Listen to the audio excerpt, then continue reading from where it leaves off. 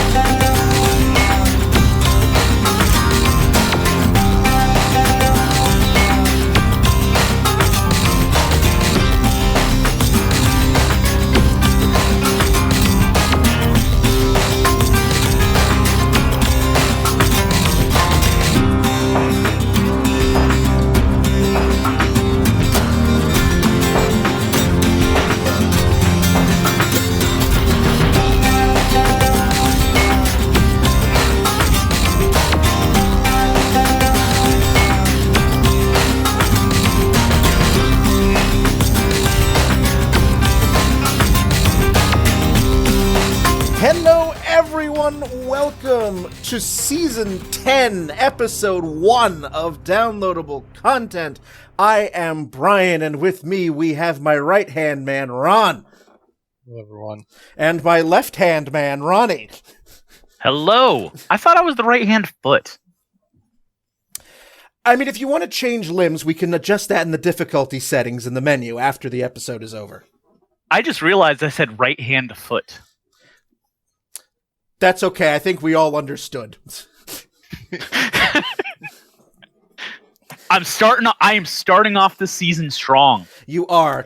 I expect this level of class, nothing more than this level of class on this very fine, sophisticated program. Well, I am certainly not raising the bar here. That's all right. It's 10 years we just stumble through as we usually do. So, we begin a new season, my final season as primary host, but that is the final episode for me will be a long way from now. But today we're going to talk about the PlayStation 5 and the Xbox Series X, because it was bound to happen. Let's be honest here, Brian.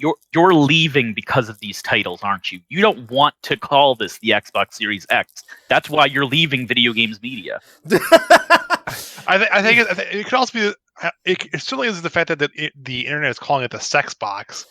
Brian does not have a problem with that. Oh, I saw, as soon as I saw the name announced, and I immediately went on Twitter and saw #sexbox, and I just burst out laughing. I'm like, yep. Here's a question.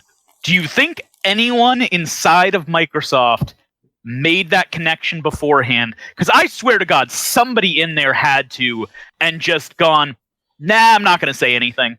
I would to answer that, I would say a programmer or an engineer thought of that, but some executive in marketing or hire did not. So here's the thing, is my guess. The programmers and the designers of the system probably knew it was going to be called the sex box, but marketing gave zero fucks about it. Probably. Or Galaxy Brain it, one of the high-ups went, that's a great name. They're going to call it the sex box, and I am 100% behind that. That's going to catch on. It's going to stick in people's heads. Yeah, it's gonna be a nice hard memory. So because it certainly is catchy in more ways than one. So before we an STD, before we drive this episode further into the gutter, just want to remind everyone that every single episode of downloadable content with us weirdos and plenty of others can be found on iTunes, YouTube, Stitcher, Google Play Music, as well as our website, dlcpodcast.com. You can check out upcoming recordings. Let us know if you want to be on them. There's the upcoming, you click on the upcoming recordings button, all the topics are there. You can let us know if you want to be on an episode by clicking the feedback button, or you can get a hold of us on Facebook, downloadable content, on Twitter, at DL Content. All of the different ways to get downloadable content into your ears. Oh yes, you could also suggest topics. We are not afraid of fan suggestion. We've done fan suggestions. So, by all means, this is a show that is meant for any gamer, anyone who enjoys video games, no matter how long you've been playing, casual, hardcore, whatever, this is for you. So, let's have some fun here. I was going to say, get our brains out of the gutter. Brian, we're talking about the Sex Box and Sony's HPV5. Sponsored by Pornhub, ladies and gentlemen. Hey, it's that time of year. If you need your streets plowed, call Pornhub. Or Domino's. Yeah. Because now they're in the road maintenance business. Yep, because we can't do our own. Because the state government cannot. Because we suck. Because we suck. Well, no, we're spending our money on Space Force, so a pizza chain has to fill potholes. Anyway. Brian, if we go into politics, we're not coming out. No, we're not. Let's take a hard left. That's not a gutter, that's a black hole.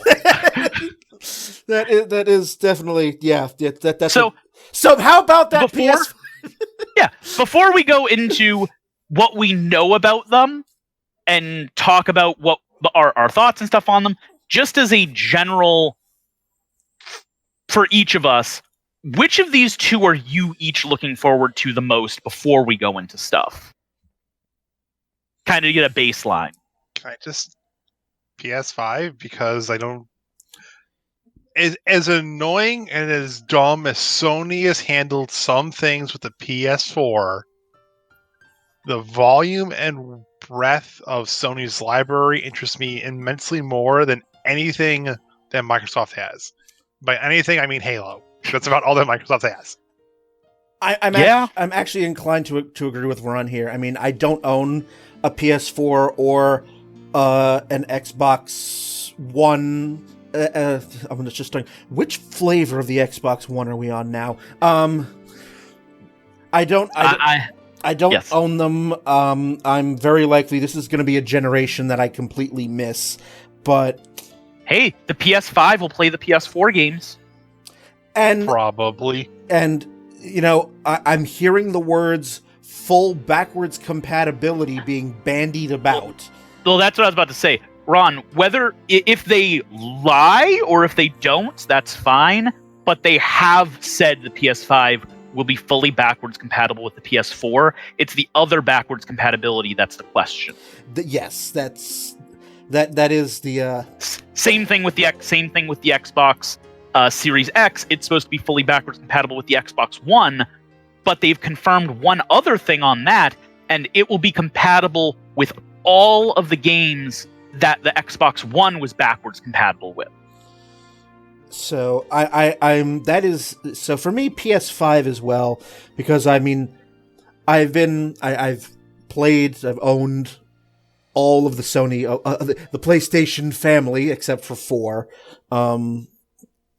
You know, the only Xbox I ever owned was a 360 briefly, and I'm just much more familiar with the PlayStation than I am the Xbox, because unlike other major video game companies that decide to give new names to their consoles every year, Nintendo, or every generation, you know, people shit on Sony for sequentially numbering their systems, but I like it because you would have a clear delineation.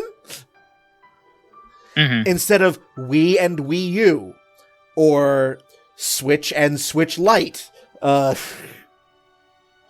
Or Yeah, or I get that. you go, or with Microsoft, you have Xbox, Xbox 360, Xbox One. Wait, what? And now you have Xbox Series X, and I'm just like, oh, enough. Yeah, I get that. I mean, at least the Nintendo names tend to stick with you more. The Microsoft names are just terrible. The only one that was anything was the 360. Xbox One is the worst thing ever because people were already calling the original Xbox the Xbox One. And then they named the Xbox One and just... Yeah. And now we have the Xbox box. Uh-huh. For me, I want to agree with you guys on the PS5 because I have never really had that much appeal to the Xbox, primarily because what's Xbox known for? First-person shooters, racing titles, some sports titles, and fighting games. I only like fighting games out of those four, and I don't play that many of them. So, like, Xbox has never been the system to appeal to me. On the other hand, I kind of have a grudge against PS5 right now because Sony has said that PS5 will prioritize AAA games over indie games because they want to focus on serious gamers. That was a bone of contention I was going to bring up specifically a little later, but you have beaten me to it. We will discuss it later. I will leave it there, but I will say that rankles me. Especially since they were so friendly to the indie community during the PS3. Yeah, I know. That got under my skin, too. We will bandy that about at length. Probably because they realized the Switch is the is the hot place for indie titles, and they're not going to take that back. So, may as well just cut that connection, which is stupid. But all right, so I guess kind of. If we're gonna let's talk about it a little bit later. And I guess something I'm curious about is, what was your guys' opinion of how you found out about the console's existence, or how you first saw it? I guess, if that makes sense. Okay, do we want to go into that now? He's asking us. Can you clarify? Okay, I'm like, okay. Can you clarify? Are you okay with basically? Are you okay with basically Microsoft going and showing the console first before E3, before Tokyo Game Show, before like any CES, before anything like that? The literal first time we see the new Xbox console is on the Video Game Awards show.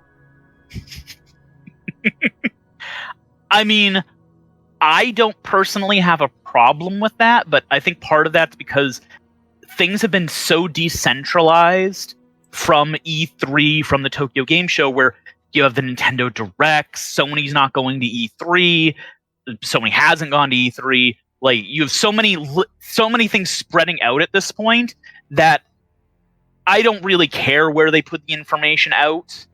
If anything, getting announcements like that kind of legitimizes the Video Game Awards, which, as much as I haven't been as much of a fan of them, I feel like something like that is important for the industry, so I'm hoping that it can mature into the awards show that video games, I think, kind of needs.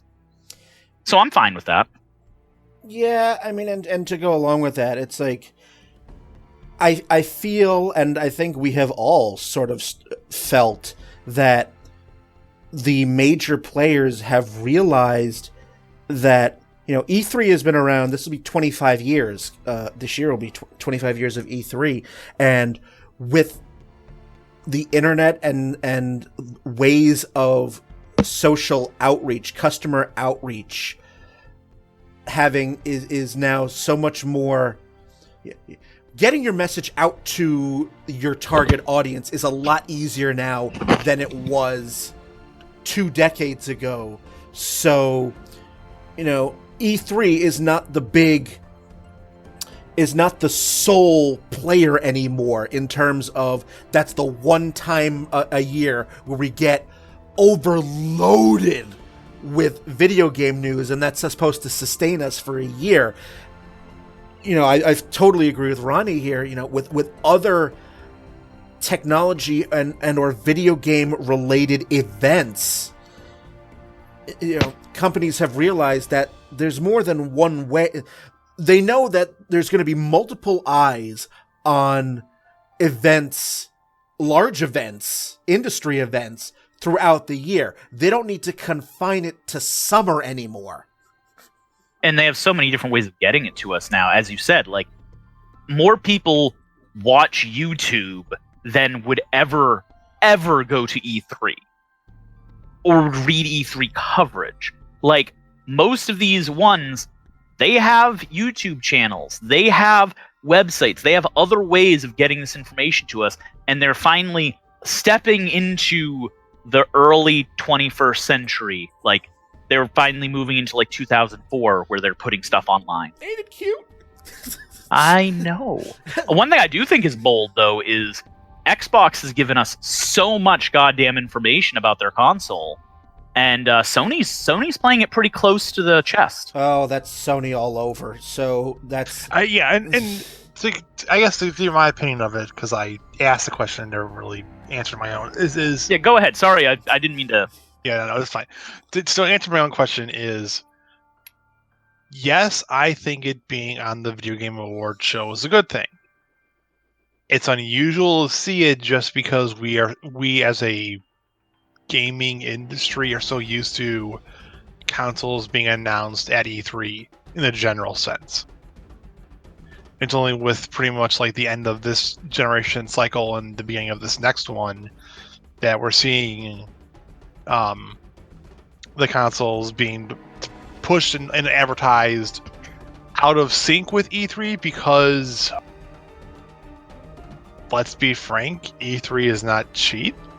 It is not cheap to rent out a gigantic warehouse to put a bunch of chairs up and projectors and flamethrowers and smoke machines and Keanu Reeves and Norman I Reedus. don't even think it's as much the cost for these big companies, because the cost is nothing for somebody like Nintendo or Sony.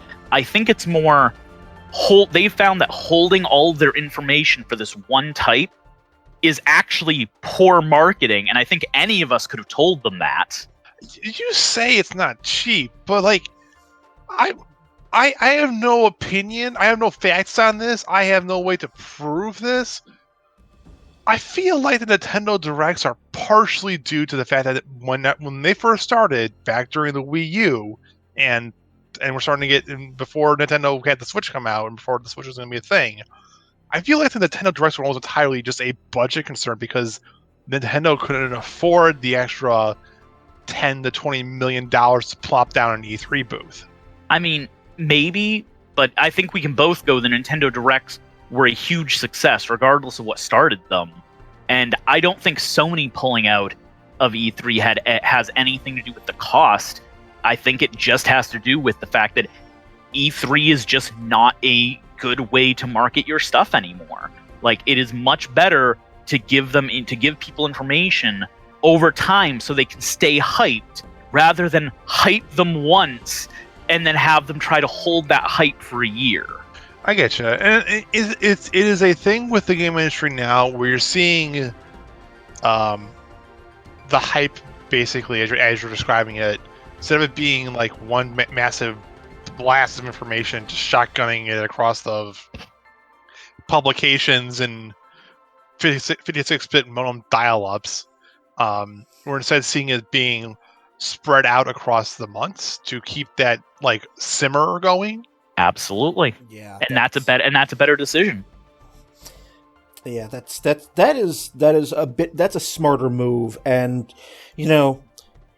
E3 being a press only event, Hey, you guys want to take a guess at which one's going to go under first, E3 or GameStop? Fuck, I don't even think Vegas would take the odds on that. Back to the subject at hand, gentlemen. Yeah, sorry. So since we have more information about the Xbox Series X, do we want to go into a bit of a deeper dive on that first? Yeah, and then we can prognosticate the PS5. That we can, yes, we can gaze into our crystal balls here. So, the name and the joke that followed it immediately.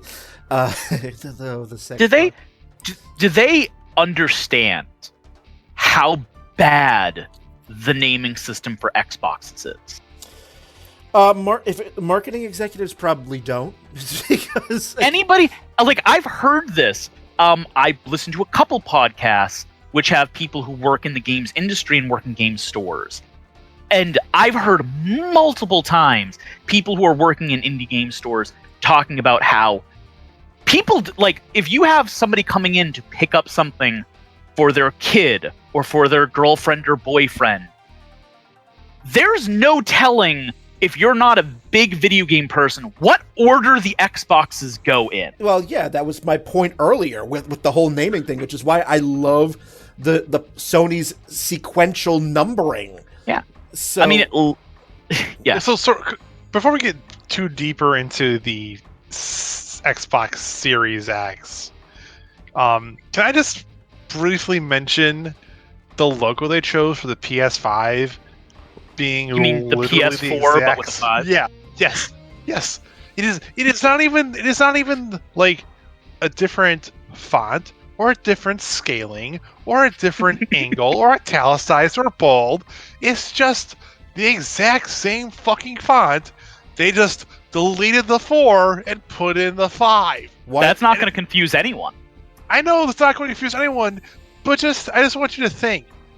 There were marketing people, there were designers and developers and typographers who were spending hundreds of hours trying to figure out if there needed to be a new typeface or font for the PS5 before they decided to just delete the 4 and hit 5 on the keyboard and said, "Okay, we're good."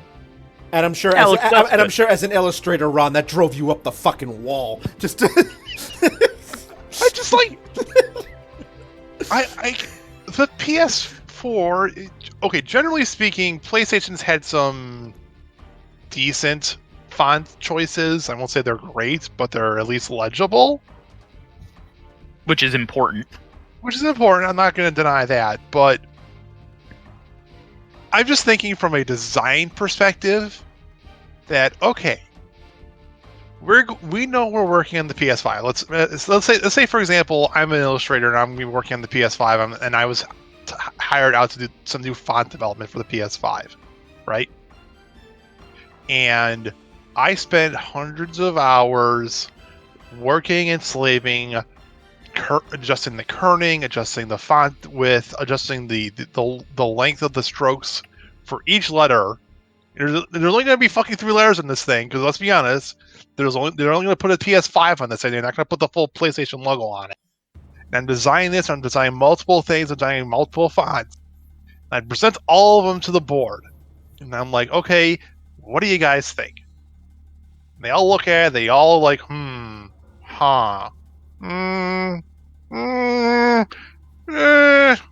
maybe, but what if?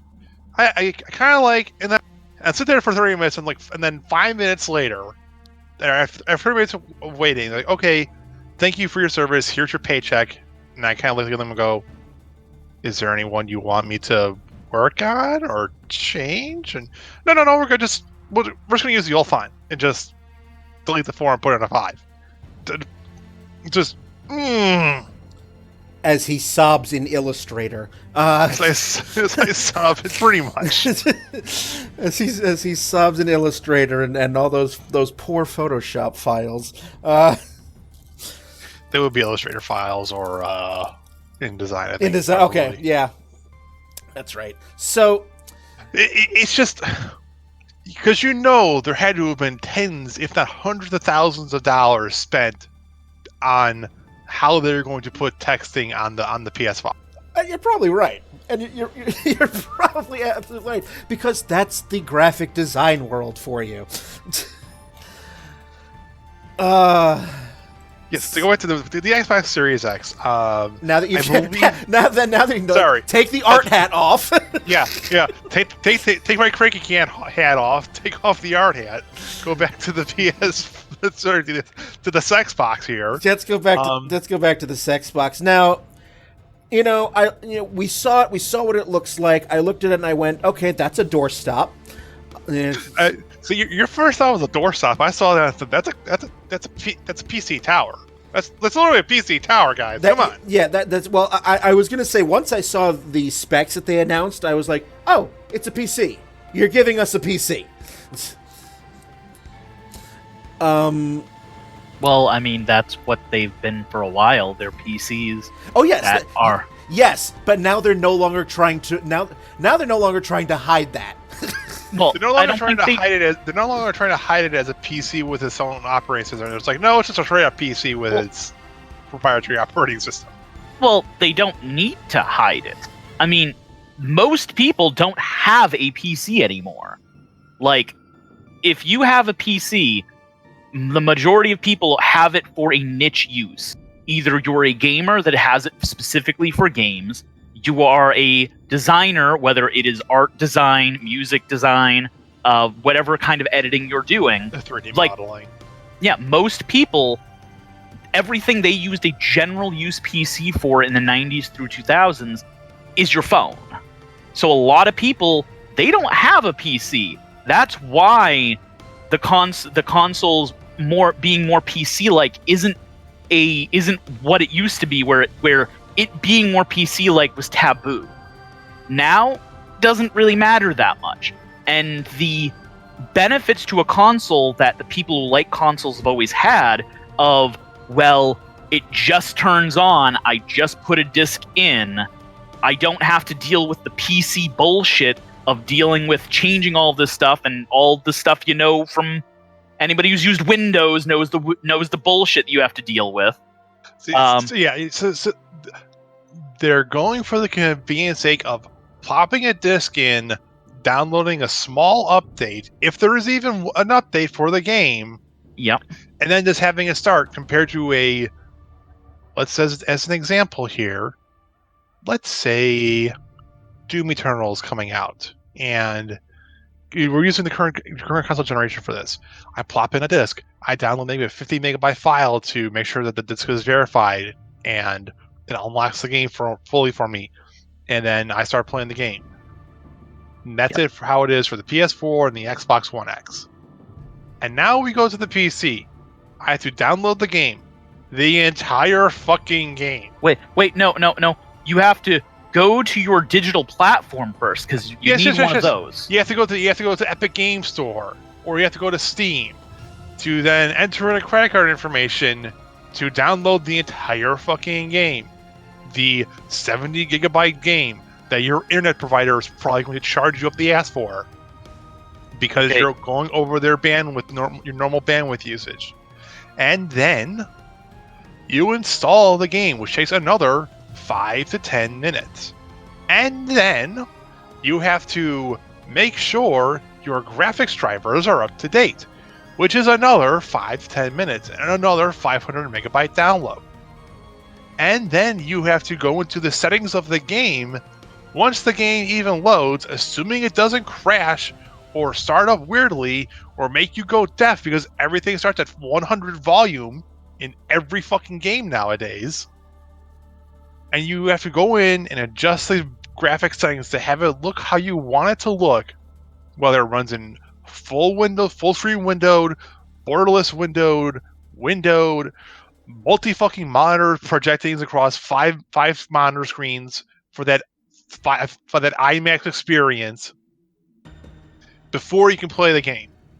And by the time you're done playing, the console person's already done with the first 2 or 3 levels. I will say one thing. It sounds like you have opinions, Ron. Yeah. I will say one thing about this. Now, I feel like all 3 of us probably prefer physical games. Is that true? When I can find the disc, yes. Brian? Depends on the game. I mean, I do tend to prefer having a physical copy of a game, but I don't really have a huge problem with digital distribution. Yeah, the problem nowadays is so much of it is based around digital distribution. Yeah. That But if you're not if you're getting a game on a console, I would prefer a disc. If it's any PC game, it's almost exclusively Steam or Epic Store or Origin or whatever. One thing that as part of my research, I came across was a study done very recently for 2019 of what gamers prefer, and only 26% of gamers prefer to buy a physical copy. I think. And this is a study across 9 countries. Do you think that has to do with the generational thing? Here's the thing: they actually break it down by age. The people most likely to download exclusively are over 60. The highest group of people for owning a game is 26 to 35-year-olds. They're up to 33%. AKA our generation. Yeah, they're up to 33% that prefer to buy physical. I will say this: I feel the reason why it's not like that is because, or it is a download-focused thing, is because no one wants to do midnight releases anymore for a AAA game. That's problem number one. Problem number two is we have jobs now. We do not have college anymore where we can fake going to school for 7 weeks and play video games all that time. It is a thing where we do not have the free time as we did as kids and teenagers, where we have to have bills and everything to pay, which means that we are not getting off of work, generally speaking, until after 5 o'clock. So no one wants to go to a GameStop at 5:30 to pick up the game they pre-ordered. Also, with the advent of Amazon and other one-day delivery services, some people just want to pay the premium and have it show up day one on their doorstep, whether it's actually day one 10 a.m. or day one 8 p.m. Yeah, that's up for debate, but they do not mind. No one wants to wait. I basically looked this up because I wanted to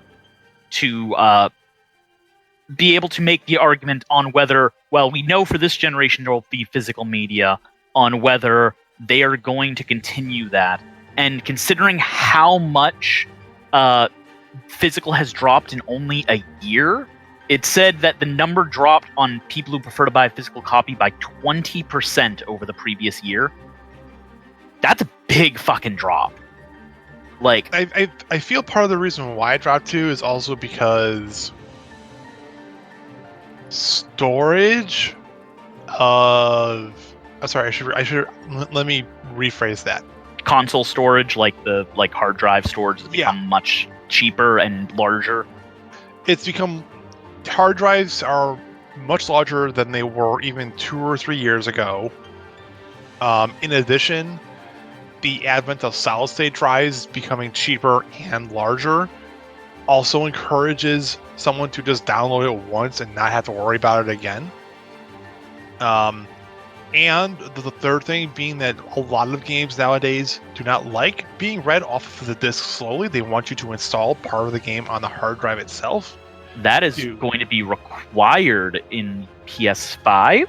One second, I'm going to go take a look at my thing. But I believe they've said that that the PS5 is going to require you to install your game to it, because the solid state drive is so fast that if you read it off the disc, it would literally screw up how the game runs.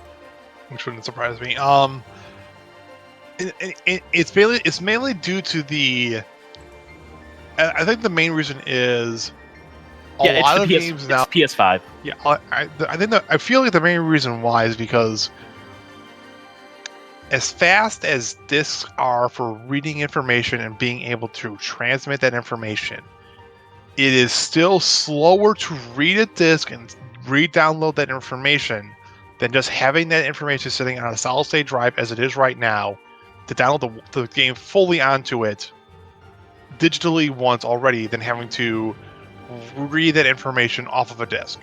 I mean, the industry itself is killing physical media to me, in that the more games that have day one patches to fix game-breaking things or to add in stuff they intended to have in the game, you may as well throw your disc away at that point, because that disc is useless without those patches.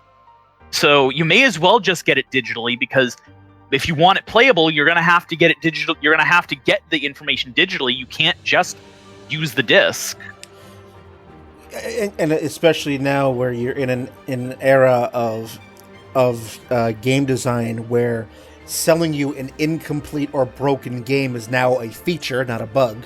But going back to the specs of the Xbox Series X, I mean, obviously it is going to come with a physical disk drive. I seem to remember the initial debacle for the Xbox One X, where like initially they were going to make you as a piracy measure, they were going to like force you to keep the disc in there at all, or the disc needs to be in there so it can constantly phone home. Or am I just inventing that memory? No, that was a thing. I remember. So Pepperidge Farm remembers. Yes. So it's But at this point, like, here's the thing. These consoles basically have to be connected to the internet anyways. Yeah. The majority of people are downloading stuff.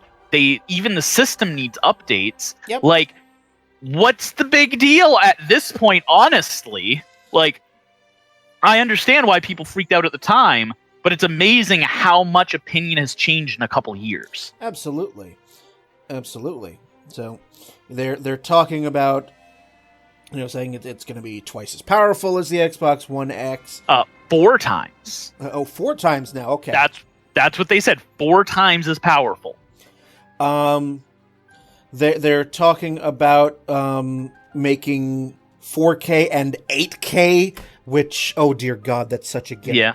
That is both are supporting 8K. So that's one of the things Sony has confirmed, that the PS5 will be 8K and so will the Xbox. And I'm just like, is 4K even saturated by this point? Or are we? No. I was gonna say, I'm like, Sony's been pushing 4K for years, and it doesn't seem like that. I suppose it's just like they have the technology now. Why wouldn't they put it in? It doesn't cost them any more to support 8K as it does 4K. Really, like, it's the TVs where the cost is. Like, I don't think it changes much for them. And so just support it. And that's fine. I'm just saying, who the hell is... I mean, most people can't afford a 4K TV now. You're going to try to support technology that a tiny sliver of your customer base can potentially afford? It's should they support niche things, and if it doesn't cost them much money, why shouldn't they? To be honest, I'm agreeing with you. I'm just saying that they're adding support for 4 and 8K games. Fine, do that. If it doesn't, I just wanted to say something too briefly on that. It's like, okay, 4K isn't necessarily even fully penetrated the viewing market just yet. It's not even like fully affordable, reasonable to buy and afford as like LCD our LCD TVs were in the early 2000s and stuff, in the early 2010s when the PS4 and the Xbox One X, like those were more penetrating into the market than the 4K has. Yeah. Okay, so that's not even fully penetrated. And then they're also going to say they're going to be supporting 8K. Yeah. Like, at this point, I don't think people realize this. The size of an 8K TV is not necessarily a TV anymore. It's a goddamn movie projector. Here's the thing. Like, I don't disagree with either of you guys. The whole point I'm making is the people that complain about 8K TVs are the TV makers. for the console manufacturers, when they're doing this and they're putting console together, it doesn't cost them any more to support 8K than 4K. It really doesn't. It's just choosing what they're going to do. Like, so them supporting it isn't an issue. And the one other thing you have to keep in mind is a console is going to have a long lifespan.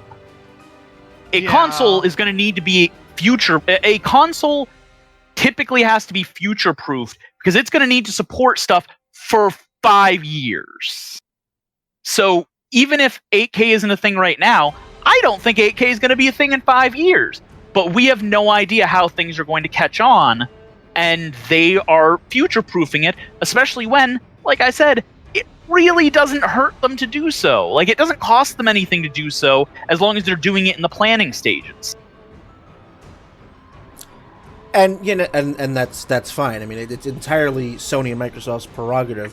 I think the point I'm trying to make is that they want to not only sell this, they're trying to use up, they're trying to play up future shiny as a marketing tool.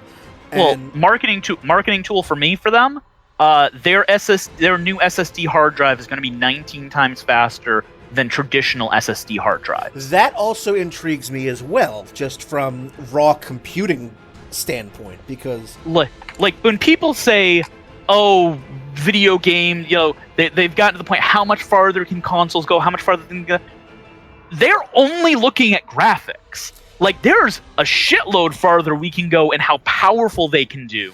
And that affects the games more so than the graphics does. Absolutely. I mean, 2 years ago when I built my current PC, that was the first time I ever experienced the capabilities of a SSD, of a solid-state drive. So, going for my whole life, going from your standard SATA 7200, standard mechanical optical hard drive to SSD, holy shit. Like, just the speed at, like, my computer boots up in 30 seconds tops. Fully. It's wonderful, isn't it? Fully and ready to go. And for me, normal was, waiting 5 minutes for everything to finish, all the startup stuff to do, and now, turning my computer on, now it's just like, turn it on, 30 seconds, you're done, good, go. It blows my mind, and now I don't know what the specs of the Xbox One X and the PS4 are, I don't have them in front of me, but, I don't know if they had SSD, if they currently have SSDs. They do not. Neither of them come with SSDs. Stop. If you want to tinker with it yourself, you can install SSDs on them. Mm-hmm. But by default, they don't. But by default, they do not, as far as I'm aware. They don't by default, but I believe Sony sells an SSD upgrade that you can put into it. That's official. So, I believe for Xbox, you have to go in and do it yourself. Sony actually does have an official one, I believe. So, that's going to be something to have, have games just boot up your console and games just boot up like nothing. Well, it's not just that. Like, this is going to revolutionize games in a way most gamers will never ever notice. You two probably know this, or listeners might not. So, part of a reason that many games are as big as they are on their discs is because a bunch of information is copied on the disc in multiple locations, because the time it takes for the reader to go back to where something is can be too long. So they will copy the same information in multiple places so that it doesn't have to go as far. But because of that, it's way larger. The files are way larger than they need to be. It's basically, instead of needing to defrag your hard drive to optimize speed and space on your hard drive, you're taking it off the hard drive and putting it on the disk instead. Yeah, it would be like if they took every NPC that was needed all of their texture files and everything and put them at the end of every stage that they were used in, rather than just having them in one place. Just as an example. So by not having that, because as they said, the PS5 is going to require you to install them to the SSD, and they're going to be able to keep the information all where it actually should be and run. Games are going to have insides, depending on the game. Okay, I was going to say, you say that. Well, they can use that space for other things now.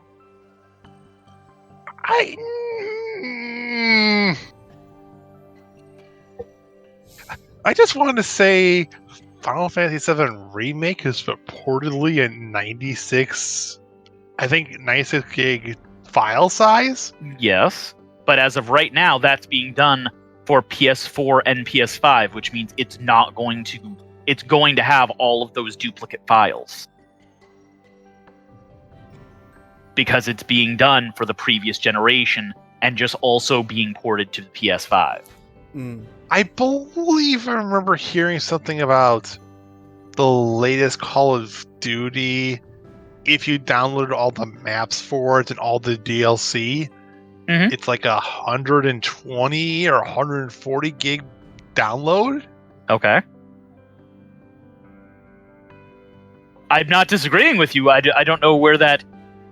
we're not going to see any difference in the size of games until we start getting PS5 exclusives.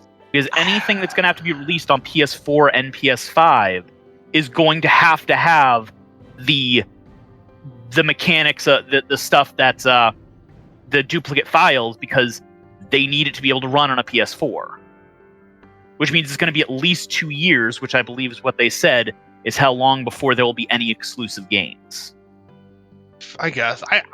My personal opinion is I feel like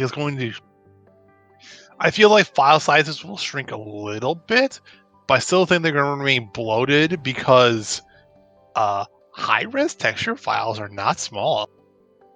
No, high-res texture files are very, very large. And if we're going to be trying to publish a AAA game with a 4K resolution, those are going to be some fucking massive texture files. Oh, I agree. I'm just saying, it would be a lot larger if they had to take that texture file and put it in 5 different locations. Because that's what's happening. I'm just... And those I don't think file sizes are going to change very much. That's just my opinion. Well, that's the thing. File sizes might not get smaller, but if they didn't do this, file sizes would have gotten massively bigger. Because they may be reallocating that space to 8K texture files, but if they continued it the old way, well, those 8K texture files are going to be in multiple locations. If it's not making it smaller, then it's at least preventing it from getting massively bigger. There's going to be multiple models of the Xbox, is my understanding. I'm not surprised. I am not surprised. I think... Okay, I'm going to go look at my thing. From what I understand right now, that has not been officially announced. It was leaked by a very... not verifiable source, a very... somebody who's done legitimate leaks in the past, so it's probably true. Yeah. Credible. Credible's the word I was looking for. So my understanding is this leaker has purportedly that there's going to be, I think, 3 models of the Xbox. Yep. There's going to be the quote-unquote media box. There's going to be the quote-unquote casual gamer box. And then there's going to be the quote-unquote hardcore gamer box. Yeah. Which stimulates the... Never mind. Now that they've realized that there is a audience for a more powerful and a less powerful one, they are starting that at the beginning of the console cycle. Yeah, and my guess would basically be the media box is quite literally a streaming service box for all of your streaming services needs. And then the once a year you play a game, it's like Madden or FIFA or Forza. Like, Ron, could I pause you for 1 second? Yeah. There was one thing I wanted to bring up about the SSD before we moved on. Since we're moving on. Yeah. One thing that they said about the PS5 specifically, which sounds great to me when we're talking about the size of video games, is that because they're going to require you to install it to the thing, you're going to get multiple options where you can install only the parts of the game you're going to use, such as you could just install the single player of a game and not the multiplayer, and not have any of the code that would take up the multiplayer on there to reduce the size. Interesting. Okay. That sounds awesome. That's I would like that idea. That's so you can just install the single player or just the multiplayer, or install both, and then once you finish the single player mode, uninstall it and keep the multiplayer to keep doing that. Fair enough. To get back to finish up my thought process then. Yep. So that means the quote-unquote casual gamer sex box does everything I just listed previously, but would also probably entail, like, maybe a slightly larger SSD and maybe a beefier power supply to power it all, I guess. And then the hardcore gamer box would just basically be a mini tower PC with just the Microsoft operating system,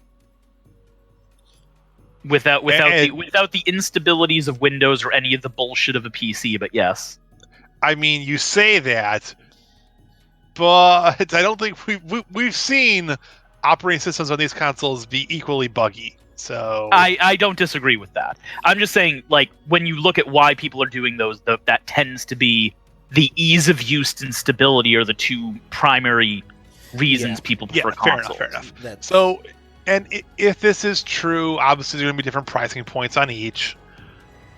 But I feel like the video game market, comparatively speaking to everything else that's a media source of some kind, is already relatively small as it is. What is the benefit in there is to dividing it up even further between pleb, casual, and hardcore? I mean, if you want a prettier... I mean, it's just like we have low-end PCs, we have high-end PCs. We found out from the previous generation when we did the upgrades that there were people who wanted to continue buying the weaker one, and there were people who were fine buying the more expensive one because they want to get the most they can out of it. So they're going, okay, we'll support that from the beginning this time and bake that into the system. So, I mean, they're just giving people what they want, and isn't that the heart of capitalism? I suppose. I guess, but this is reluctant. So, like, as long as this isn't gating the community into different spheres, because that's my fear, is that I feel like it's going to gate the media community out of the casual and hardcore community, if that makes sense. Well, here's the thing, like, with the previous generation, every game had to be compatible for both. It's just it would look better in the one that was stronger, but the game had to be made to be playable in both. Now, there were a couple games that had issues, but those seem to be more bug-related between the two.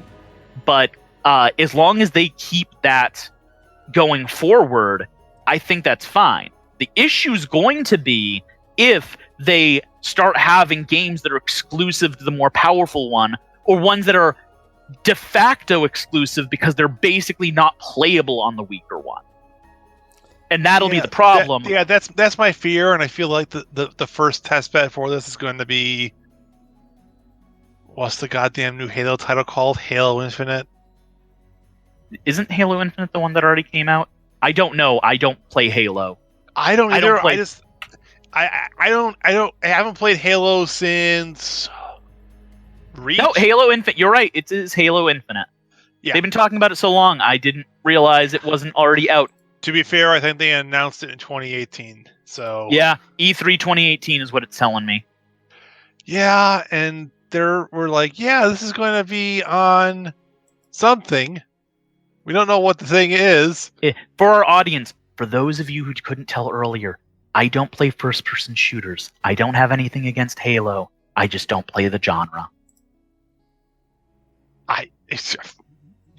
But basically, the point I was trying to make was, this is a game that's supposedly, as the example, Halo Infinite is going to basically be the first AAA title out of Microsoft.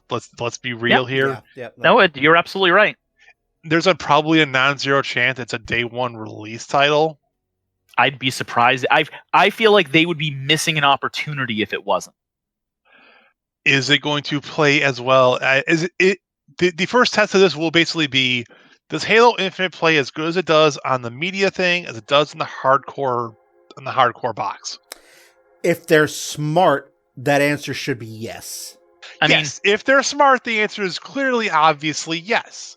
I was going to say the two games that we basically know are going to be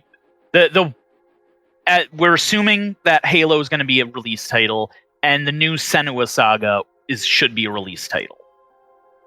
I don't know if Senua's is going to be day one. Well, the way they're showing it seems like that's what they're selling it on. Okay, that was the one they showed at the Game Awards with it. Yeah, that was the one they showed. Which, Brian, have you seen or heard of Senua's Sacrifice? Heard of. It looks so good. I haven't played it yet. It is so on my list. I want to play it. I may actually own it. Hold on a second. I believe the official title is Hellblade: Senua's Sacrifice. Yeah, it looks so good, and I've heard so many good things about it. I do own it. It is on my to-play list. This is a game that was designed with VR in mind, if memory serves.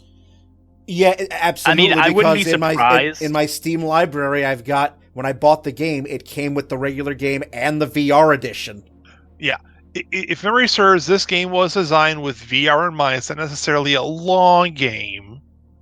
I believe it's 12 hours. I mean, if you're not talking an RPG, that's not terrible. I don't remember the exact length, but the main thing, the Senua's Sacrifice was the first game that really made people go, "Oh, VR could actually be a thing now," because of how beautiful it looked. Mm-hmm. And the game still looks like $1 million. Yeah, if we're assuming Senua's Hellblade 2, for lack of a better term, is looking even better. If it's also going to have a VR component to it, that should be the other benchmark, is making sure Hellblade 2 looks as good on the media box as it does on this rumored hardcore box. And you got the title right. It is Senua Saga Hellblade 2.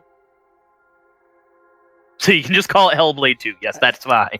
Thank you. In fact, I'm gonna install Hellblade 1 right now. So, well, you just said you finished 2 games this month. It is a. For those who aren't aware, it is a action horror game. I believe with mental illness. Yeah, with definite talks about mental illness and some very, very mind fucking things. Which honestly, the fact that Xbox is willing to hang their hat on a game like that, whether it's a release title or not, for Hellblade 2, that is I actually give them a bit of credit for that, because Hellblade 2, the Senua series would generally be considered risky to get to get into. Yeah, that's not usually something that a AAA anything would see and be like, yeah. But then again, I mean, they did the same thing with BioShock. BioShock had some of those themes. Yeah, Ronny, correct me if I'm wrong on this. Yeah. Was Hellblade originally an indie title that got picked up by the Xbox Studios office? It was not original to them. It was picked up from, I don't know whether it was indie or if they picked it up from another studio. Okay. But I do know it was external originally. It was made by Ninja Theory. Okay. Okay, so it's not okay. I thought it was originally a indie title that got picked up by Xbox Studios. I forgot. I did not remember Ninja Theory made it, because Ninja Theory is definitely not indie. Yeah, no. Yeah, That's why I said I didn't remember it was another studio or not. It was developed and published by Ninja Theory. Okay. Yeah. So, okay. Let's assume for the moment that It's on the Switch, Ronnie. So okay, it was self-described as. This is probably why you thought that. It was self-described as an independent AAA game. Okay, fair enough. It was created by a team of 20 people, so it was Ninja Theory, but it wasn't the full studio. It was like 20 guys doing something in their off time, pretty much. Pretty much. That's how they were saying it. Okay. That's probably why then. I'm because I remember hearing similar things, so that makes sense. Yeah. So even if there isn't a multiple box for this Xbox and it is just one generic box, I guess the last question I kind of have for you guys is, or last two questions is, when do they release it this year, and what is the price point?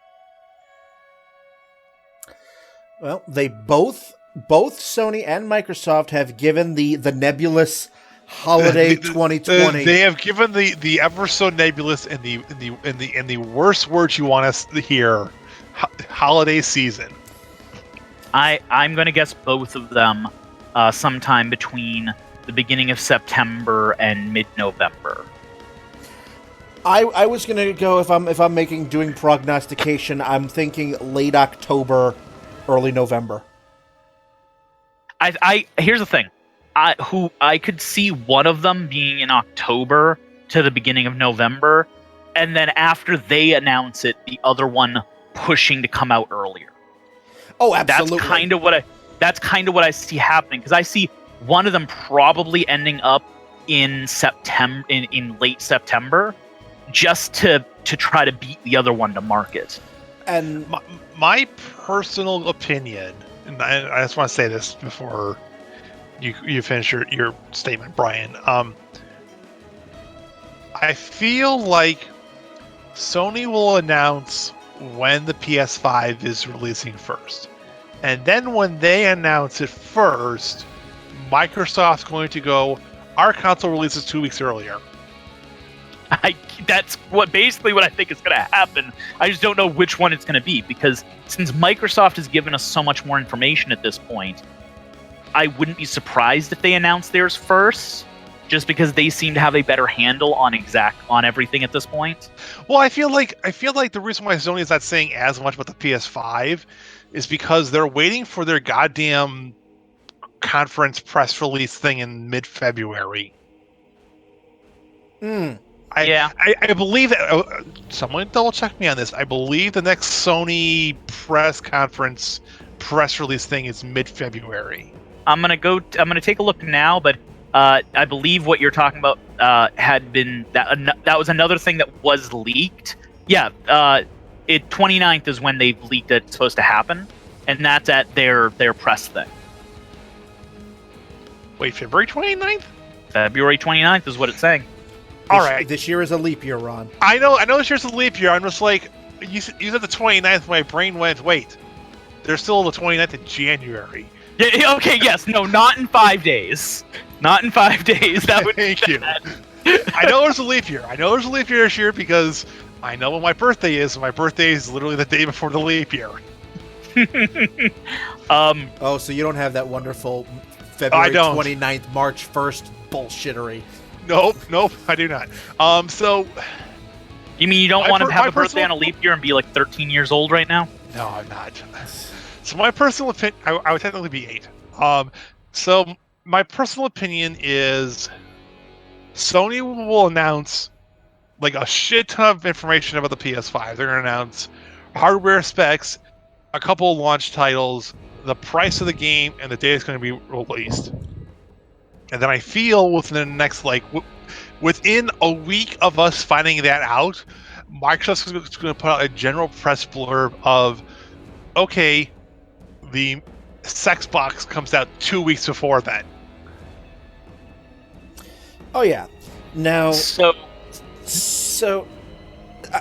yes, provided they're not delayed. Now they have put out that whole nebulous holiday 2020, but I think it would be naive of us to think that there is a non-zero chance that delays could happen. I think I agree with you. I think delays are unlikely because they basically are in a staring contest right now, and whichever one of them backs down is going to lose out. Because if either of the I'm agreeing with you, Ronny. My guess here is that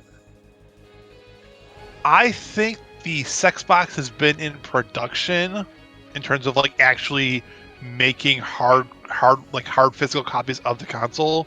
I feel like that architecture is almost complete, whereas the Sony is still kind of deciding on how they want to box their system. It's so weird because like we all have assumptions we're making about Sony. All of us do. But they're so, like, they have not given us enough to go on that it's hard to tell, because they could be ahead of Xbox right now for all we know, and they're just holding it for their press conference, or they could be way behind. We just don't know. And that's why we're doing this episode. Yes! The only thing we know about, the only thing that me personally that I know of about the PS5 is a tech demo they did. They put out some information 6 months ago. Yeah, I think at this point.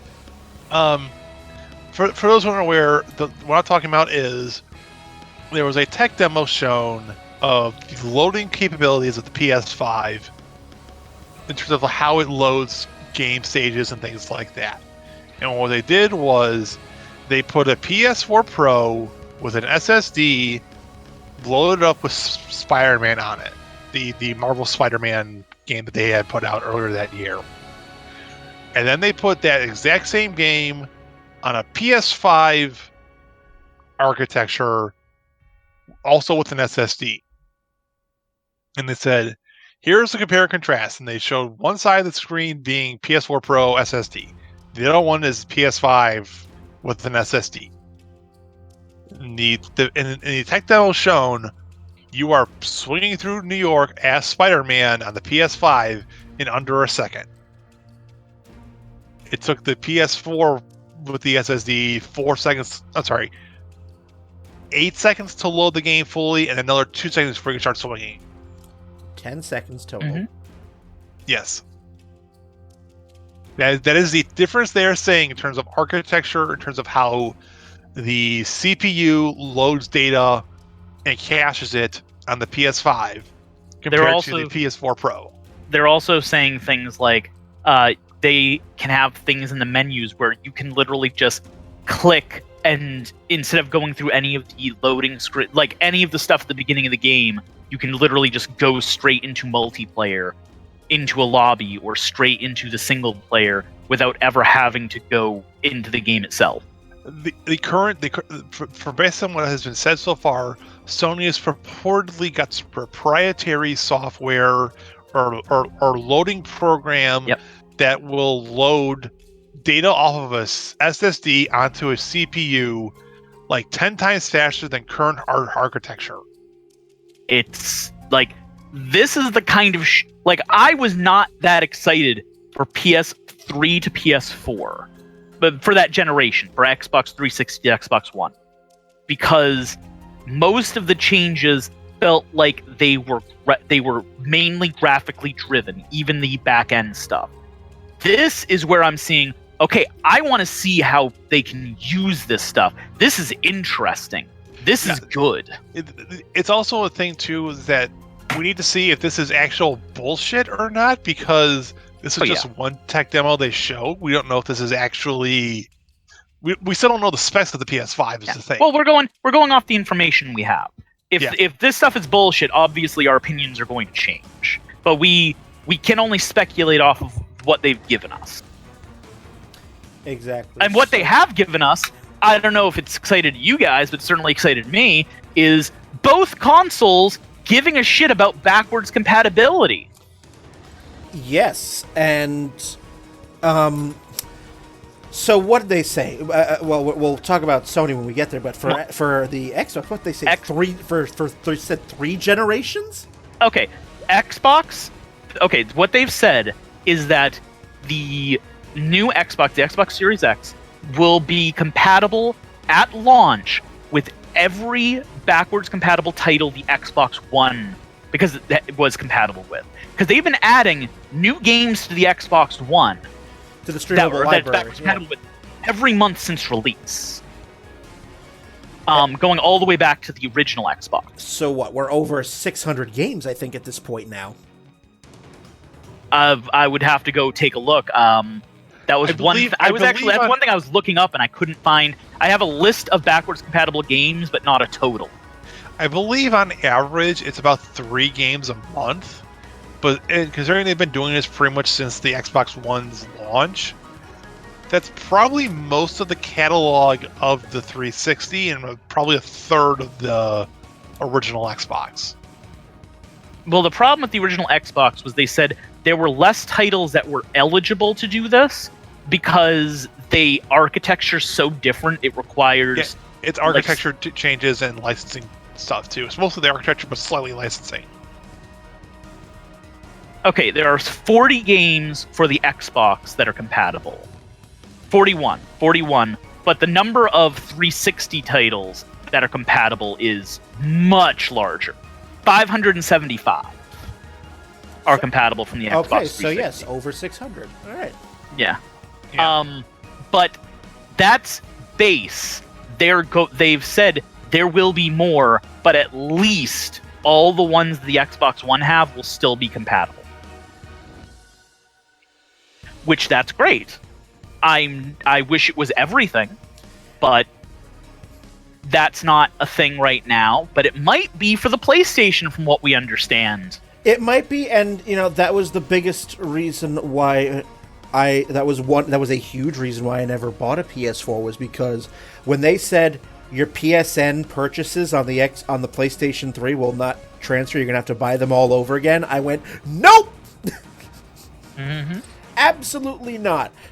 We missed the second part of Ron's last question to put a bow on the Xbox Series X. Price. What do we think the release launch price will be? Who wants to lead? I'll take the first stab at it. I am hoping that Microsoft made a major mistake when they released the Xbox One at 500. Mm-hmm. They had to cut it down really quickly because no one was buying it. They made the Sony mistake. Mm-hmm. So I think that I think they're gonna launch at 400. I have to disagree. I think that I expect 500. I expect it to be, because I expect Sony to be 500. So at this point, it's not going to be any different. I think the price point before 500 was too much. I don't think that's necessarily true at this point. Yeah. Unfortunately, I kind of agree.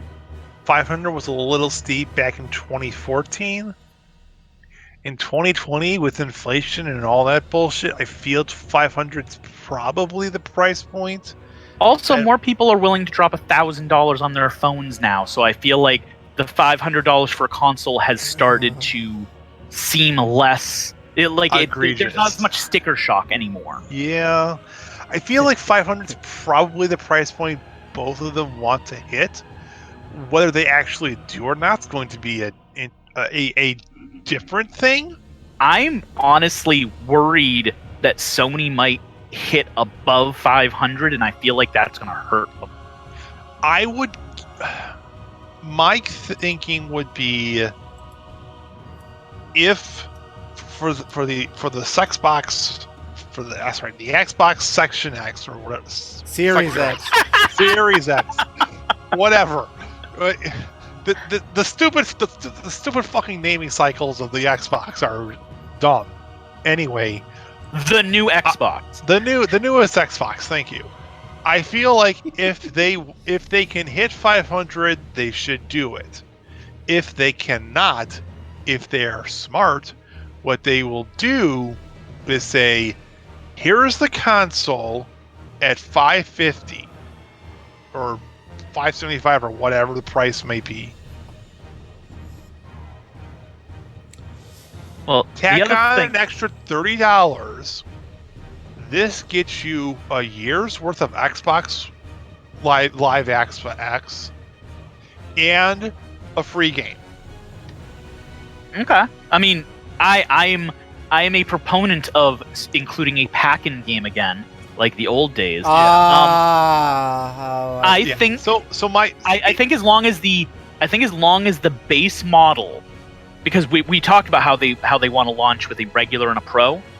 I think as long as they can keep the base model between $400 and $500, I think they'll be fine.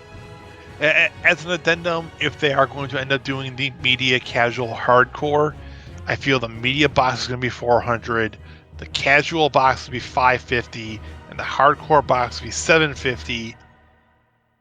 And I still think they need to keep the casual at $500. I think if they break the $499 with the model most people are going to get, it's gonna backfire them publicity wise. Yes, I would. My personal opinion would be what I would like to see both of them do. Actually, if I'm being completely honest, is you can buy the base console at $500. However, we will also sell a bundle package, which is a $600 bundle. And the $600 bundle includes the normal console with the controller. We will bundle in a secondary controller. We will also give you a year's worth of subscription to our service, and we will also include a game. Wait, a second controller and a game? What is this, the 1980s? I was going to say, what are you thinking, Ron? Are you the Super Nintendo? I mean, I'm just saying that because I feel like there's going to be a specific fighting game that's going to be a launch title for both consoles. And I will get to that in second half. Okay. That's fine. Dangle the carrot. But my prognostication is both of them are shooting for a $500 or $499 price point for their base/most model. So not the media one, the casual one, or the base model. I feel like if either go over $499, there are gonna be some issues. And I'm kind of leaning towards Sony might end up being the one that does go. If either go over, I'm gonna bet on Sony. Yeah, I'm betting both are gonna try. I feel like of the two, Sony's more likely to go over. However, I don't think they're going to go over by much. Yeah, I don't think so either. Like, I think if they go over, they're going to be going over by like $50 at most. If they can go at $550 and include a pack-in game, or a year subscription. I don't think the year subscription. Here's the thing. I would like them to include the year subscription, but I feel like the only way they're not going to get the pushback is if they include a pack-in game, because enough people see that as a value, as a physical value, that they have a game, that they're going to get less pushback than the subscription, even if they would need the subscription anyway. It's just less of a psychological thing. Yeah, I mean, to your point, I mean, Sony was the company that tried to release a 60 gig PS3 at $600, so there is precedent there. So, absolutely. So, all right, do we want to wrap up, put a bow on this, and take a break and talk about Sony? Sounds good to me. All right, we've kind of been talking about both of them. I mean, we've kind of been talking about both, but I feel like we've been trying to compare or contrast between them, with the focus being the Xbox. Yeah, that makes sense. And I feel like in the second half, what we can try to do is do that, but in reverse. Like, what is the information we have about Sony, and how can Xbox potentially combat it?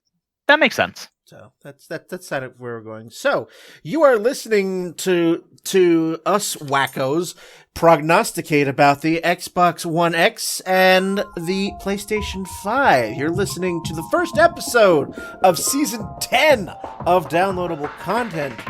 We will be back.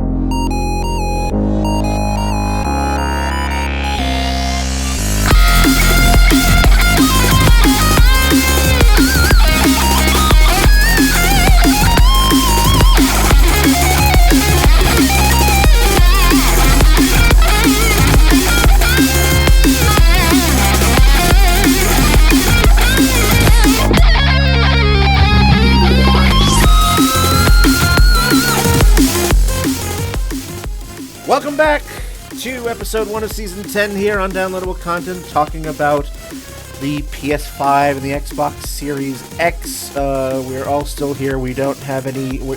We ourselves have not been subjected to any strange renaming, anything like that. No, that comes after you leave. This... It'll be the Ron X Series X. What is this? A US? What is this? An internet name from 2003? Ron, it's going to be the Ron Squared podcast. It'll be the two of us with anybody else. Hey, who knows what'll happen to the downloadable content after this year? No, that'll never happen. If you're not here, Brian, Ron will shiv me. I'm not letting you get the record.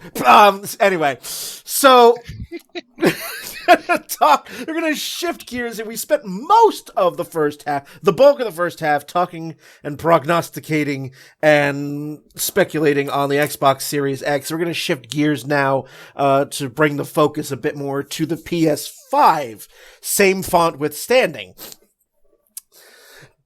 So, not as much known info about the PS5. We obviously know that it is coming. We swear it is coming.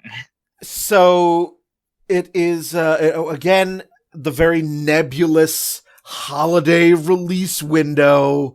I mean, the holiday release window basically means before late November, because none of them are going to miss Black Friday. Absolutely not. So we'll just dive initially right into the specs. Again, it's got an SSD. It has a.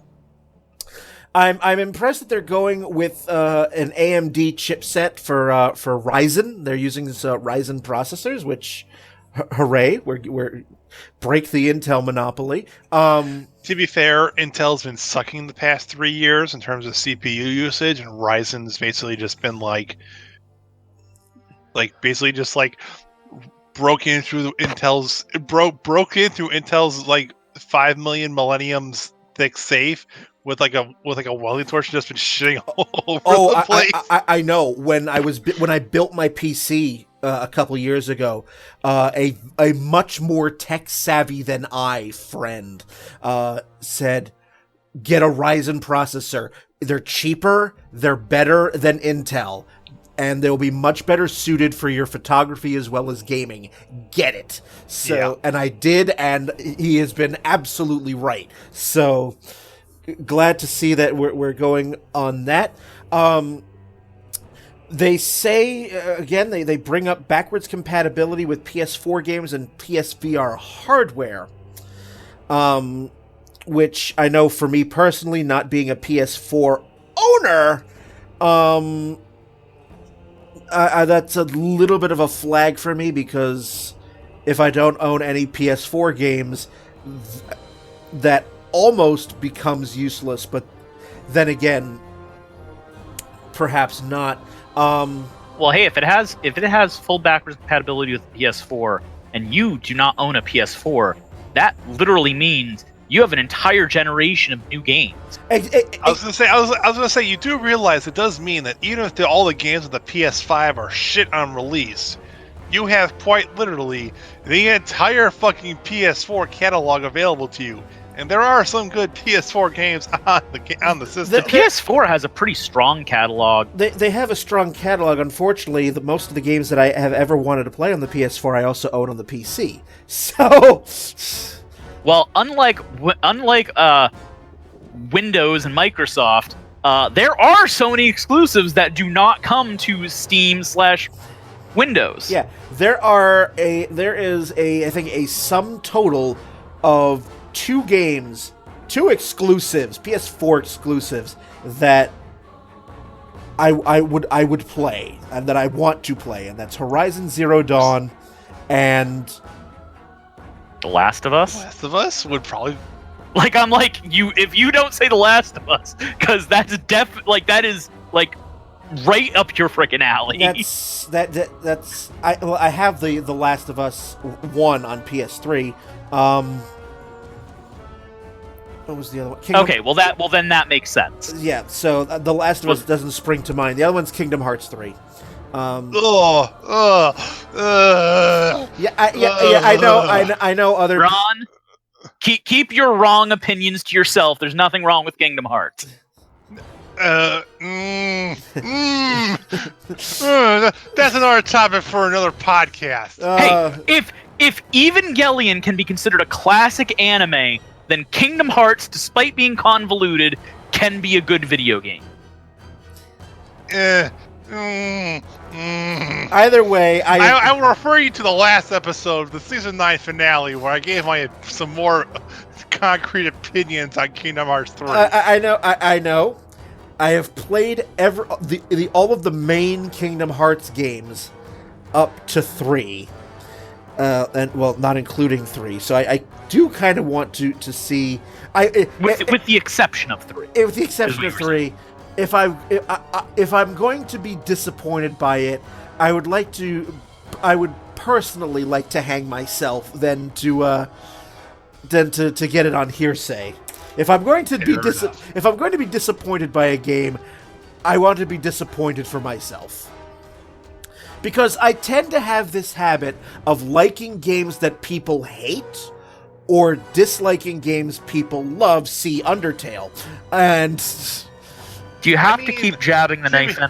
To be fair, I'm ambivalent to Undertale, which is sacrilegious because I am ambivalent, which is like sacrilegious to everyone. So I mean, you're on nobody's side. Yeah, you're on nobody's side, and I only take a pot shot at you, Ronny, because I love you. So back to the specifications at hand. 3D audio, and I'm like, what the fuck does that even mean? It's basically targeted surround sound. Yeah. Then just come right out and say it. Well, no, that's what 3D that's what 3D audio is. That's what 3D audio has been a thing for a long time. 3D audio is every speaker in the surround sound can be individually targeted. Okay. I believe that's all it is. I could be wrong. We're probably going to get people yelling at me that I have it wrong, but that was my understanding. My understanding is 3D audio helps with... It's different in headphones. Yeah. 3D audio in headphones it's similar idea, but they can directly target anywhere in the headphone where the sound is going to come out of. Yeah, I believe it's meant to help with more immersive gameplay, i.e. shooters. Yeah, I was going to say any military shooter, so you can go, oh crap, they're 30 degrees to my left. It sounds. You say you like targeted surround sound, speakers. It sounds like way too much money, but well, here's the thing. Like 90% of the people who are going to be taking advantage of the 3D surround sound are going to be doing it through headphones. Very likely. Which the headphones are expensive, but that's far less expensive than a full surround sound setup. So it's going to have. So it's still going to be useful. They're talking about we mentioned this, the 8K support.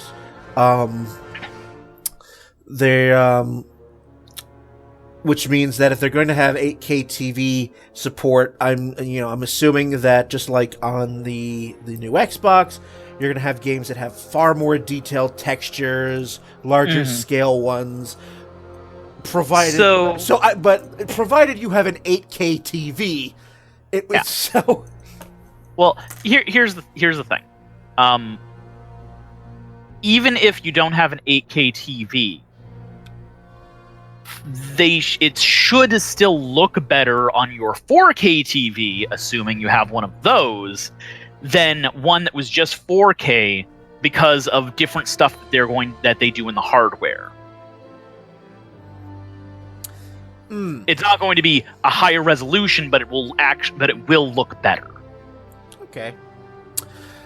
Something else they mentioned that we didn't mention for the Xbox. Sony's talking more and more about cloud gaming.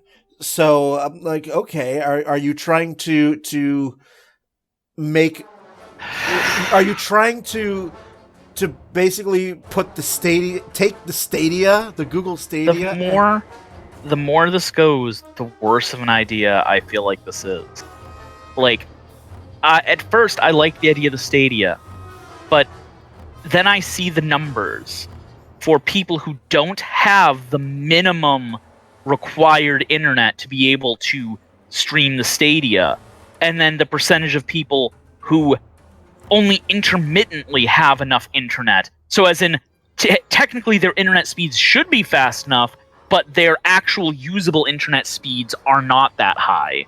Like, they're cutting out a huge portion of the populace. I feel like even if they got almost everyone who has it available, like, this is not going to do well. So you mean that? Okay.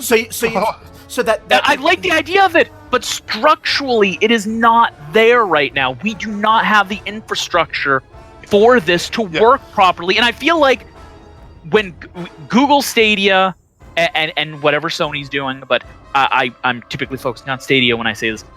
If it crashes and burns, this idea is going to be off the table for a long time. When it's not crashing and burning because it's a bad idea, it's crashing and burning because we don't have the goddamn the goddamn infrastructure in our country, because we don't invest in infrastructure.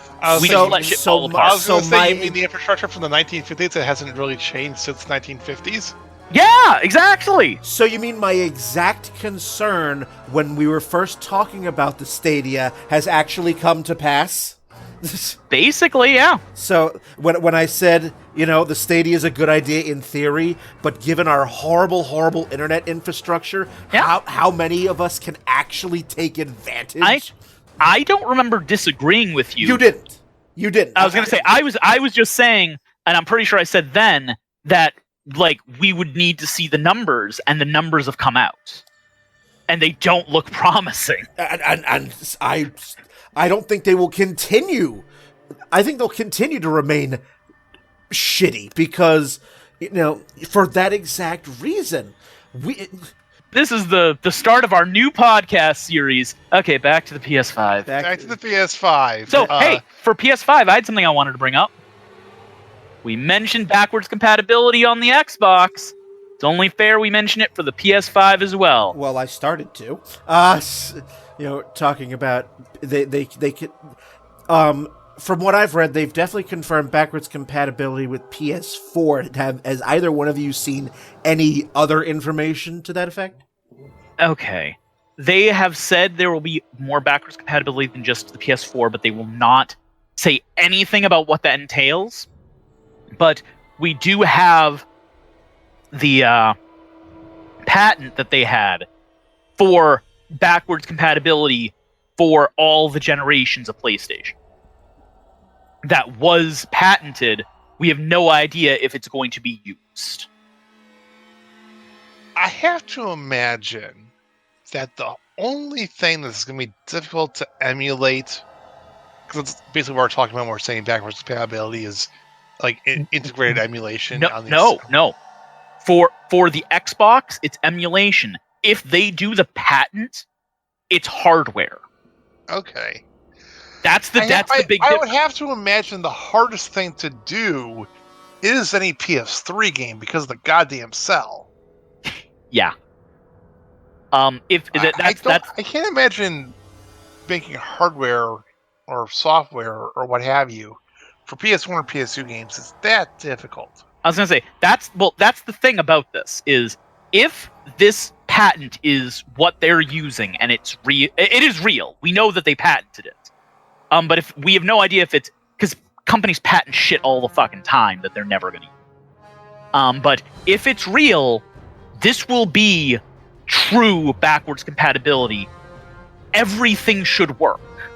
It shouldn't be piecemeal like Xbox is. It should be you throw a PS1 game in there, it's gonna run like a PS1. And if that is true, if that's really how it works, that will be game changing. I say Wouldn't it? yes. I don't disagree with you.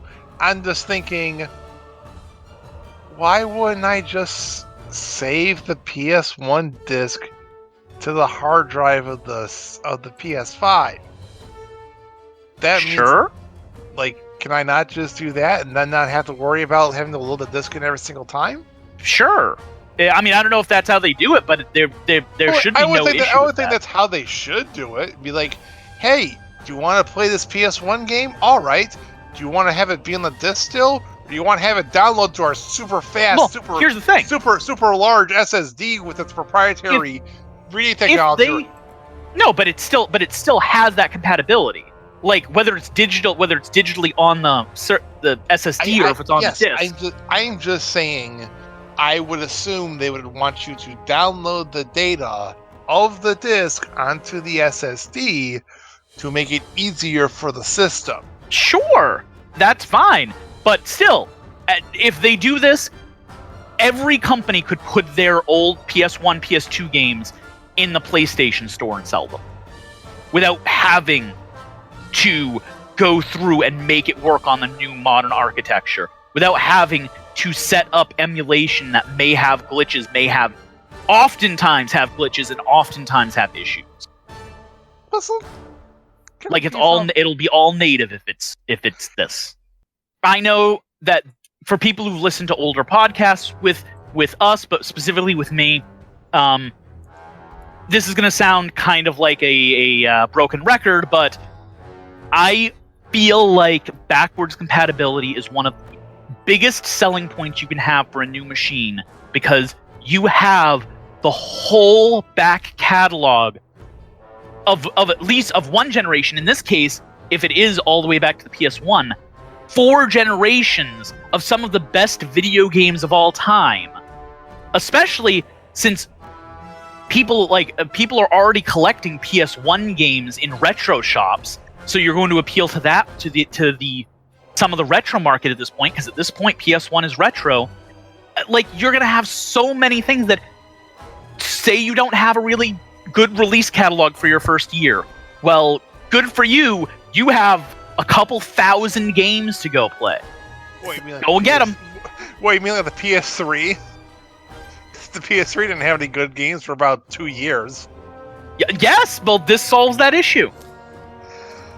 I guess. I know Sony is also pushing some sort of proprietary reading and writing of SSD software for the PS5 as one of their main selling points, to allow for quote-unquote stupid fast loading of games. I don't know if I heard about that. I'm looking through the thing now. Well, that's the thing I mentioned during part 1 about the Spider-Man tech demo they did. Mm-hmm. Yep. I believe they're calling it some sort of proprietary handling of data infrastructure. Okay, I'm reading about it now. Yeah. Ultra fast broadband SSD. Whatever that means. Yeah, I like I said, I'm calling it Sony proprietary bullshit. That's fair. So we'll still. If there's one thing that's constant with Sony, it's them having some weird proprietary bullshit for them to use for their product. Like their physical games, they're gonna be it's 100 gigabyte optical discs. So one thing we haven't talked about much for either of them, we did for a little bit for Xbox, but games that we expect to come out on the two newest consoles. What do we think they're going to be using to sell these things? Well, we already talked about Halo for the the Xbox. That seems like a we mentioned Halo and Senua's Sacrifice for Xbox. But at that point, we were just talking about what the release game is going to be. I would assume Last of Us 2 will be multi-platform. Well, Sony said everything for the first 2 years will be multi-platform. So anything that we talk about now will be multi-platform. All right. I teased this in the first half. I will say this right now. I believe my personal opinion on this. Street Fighter 6 will be day one release on PS5. Oh, hey, so are they going to be doing a square and selling us 1/4 of a game? I'm sorry. I'm really salty. So I'm really salty towards Capcom. I'm going to say yes because it's fucking Capcom. However, supposedly Resident Evil 2 remake and Resident Evil 3 are going to be fucking gangbusters. I know, and I love Capcom, which is why I was so disappointed with Street Fighter V and how badly they dropped the ball with that game. Oh man! Oh, that was a shit sandwich right there. Yeah. Okay. Here's the other thing I'm thinking. Ronny, know that there's another fighting game that's got a quote-unquote late 2020 release. Yes, I do, and I'm wondering if... Brian, if you're not aware of it, there is a fighting game series called Guilty Gear. I have talked about it before. I know what Guilty Gear is. They have been doing a very long and very lengthy reveal of the cast and roster. My only thing for Guilty Gear is I'm wondering, because it's been in development for a while, I'm just wondering if they're gonna be able to, like, I almost feel like it's gonna stay as the end of this generation, Well, my thinking is for the new Guilty Gear game, for reference, it is called Guilty Gear Strive. Mm-hmm. My thinking is that what they're going to do is have it be cross-platform, where it will release on PS4, but it will also release day one on PS5. Okay. And I mean, I wouldn't disagree with it. It just has been in development so long. I just don't know how much work it would take for them to, because they definitely weren't working on it with the plan that it was going to be PS. Well, they have said that. Well, the reason why I'm saying this is because they have already come out and said Guilty Gear Strive is a late 2020 title. Mm-hmm. And I'm like, there's no reason for you guys to drag your heels on the game as much as you are right now, unless you're having some sort of reason for it. Point. That makes sense. And the reason I'm seeing is Sony going, hey, you guys did fucking gangbusters with Dragon Ball FighterZ, and we know how fucking pretty Dragon Ball FighterZ looks. How would you like to have your brand new fighter get released day one on our brand new console? Yeah, that would make sense. The same thing when you were going, why would they drag their heels? And I'm going, well, they've developed it for so long, they had to have been developing it for the previous generation, but no, that makes sense. They can take the extra time. Let's say they could have released it next month, but instead they're going to hold it back. That'll be the time it'll take for them to port it, and then they can get it as a release game. I feel like they're also going to take the extra time because I don't know if you've heard about this. They were not originally planning to do rollback netcode.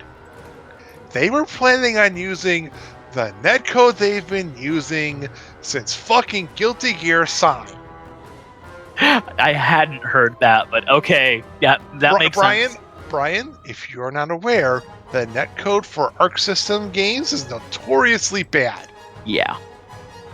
They designed their netcode with only the size of Japan in mind. And if you're not aware of the approximate size of Japan, for those of our listeners, Japan's about as large as California. Mm-hmm. So they designed their netcode with the size of California in mind. So if you try to play a Guilty Gear or Dragon Ball FighterZ, and you're trying to play from East Coast to West Coast, you are looking at, on average, a 10-frame difference. And if you don't know how long... Which is really bad in a fighting game. It's really bad. Even Street Fighter V isn't that bad. And fucking Capcom did it. Yeah. That netcode, I mean, it makes sense. Like, that's about the worst thing that gets talked about for Dragon Ball FighterZ. Like, is the netcode. Quite literally, when they announced the game, when they first did the reveal trailer for Guilty Gear Strive, before it even had the Guilty Gear Strive to it, when they first revealed it, it was just called Guilty Gear 2020.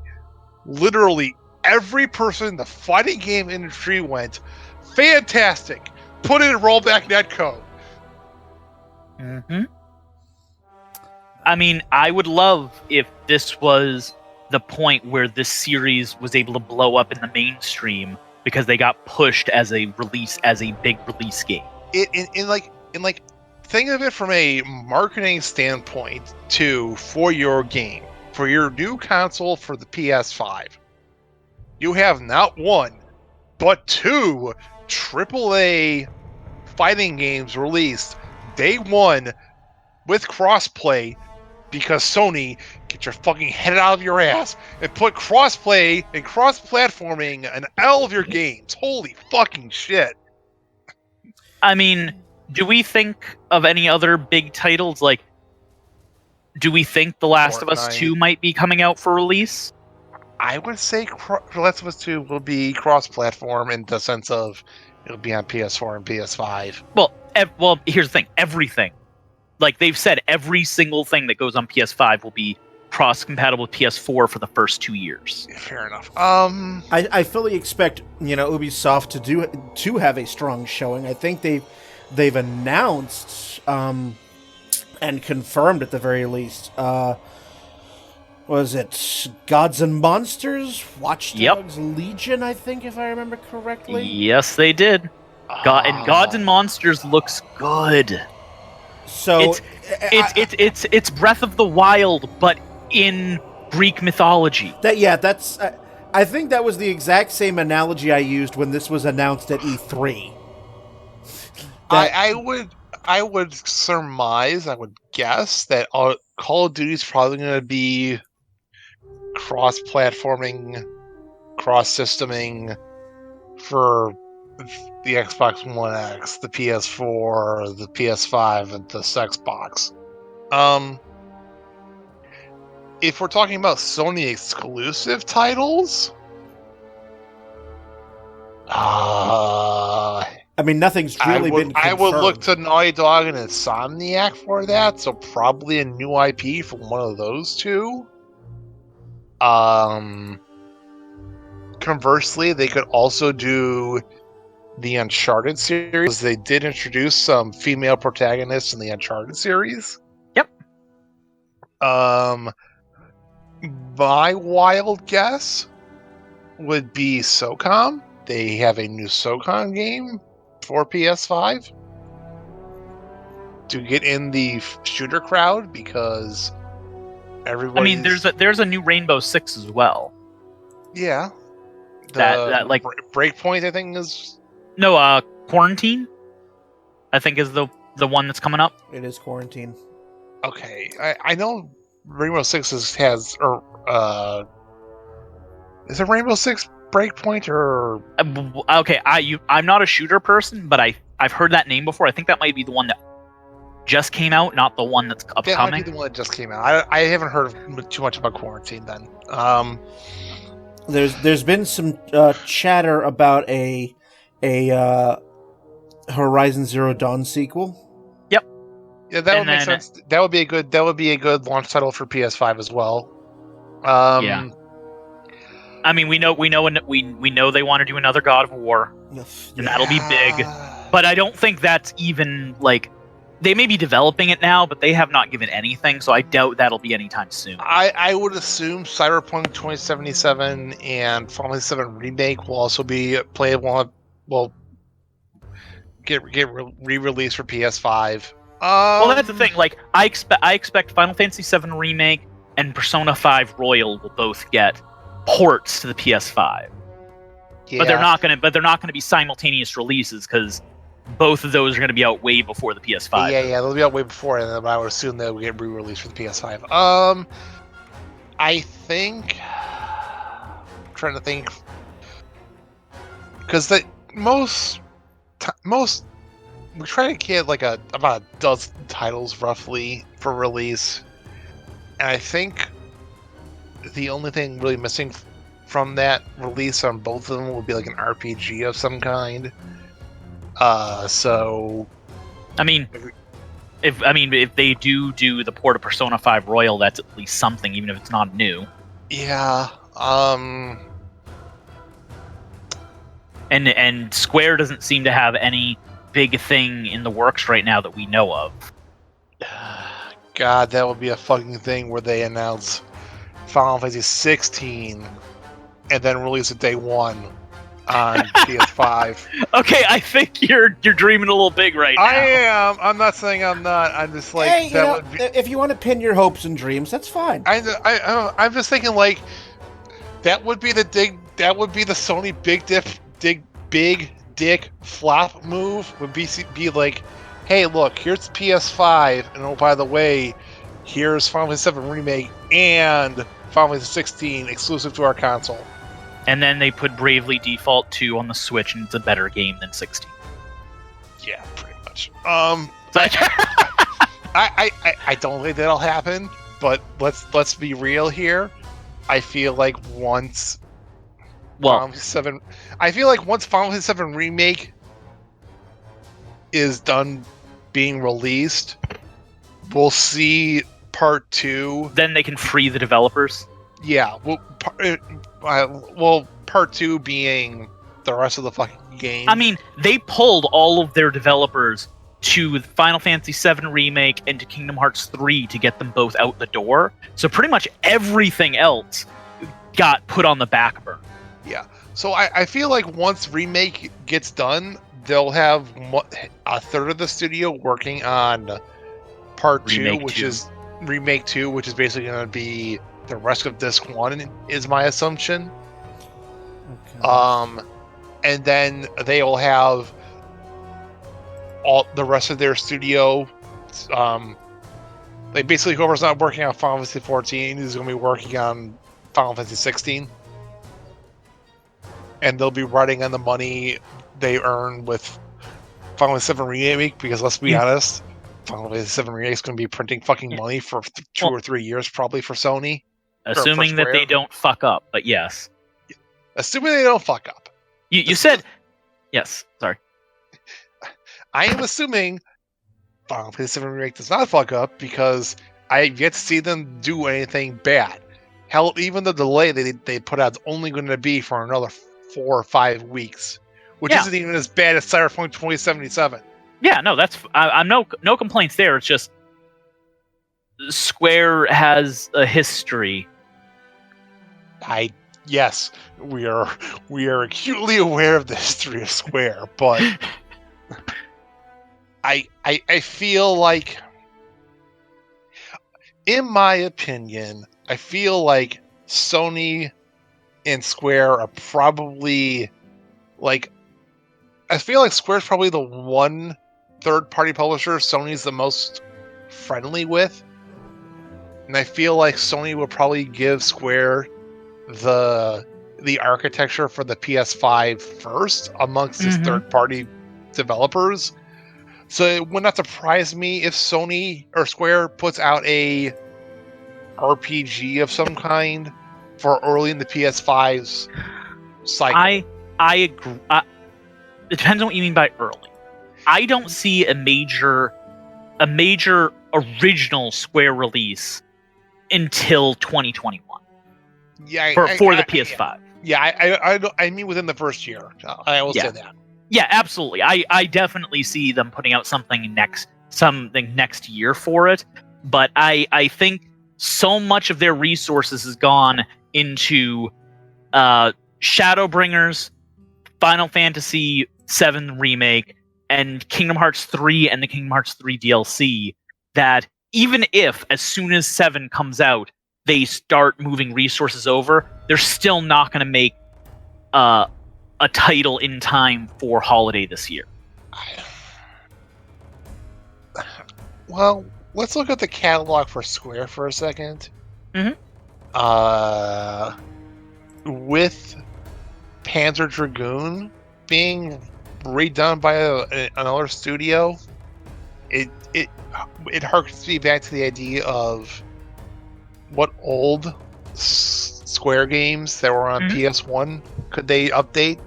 So, oh wow, there's a little series called Chrono Cross and Chrono Trigger that they haven't seen anything in a while. Or how about The World Ends With You? We haven't, they've been promising a sequel to that for.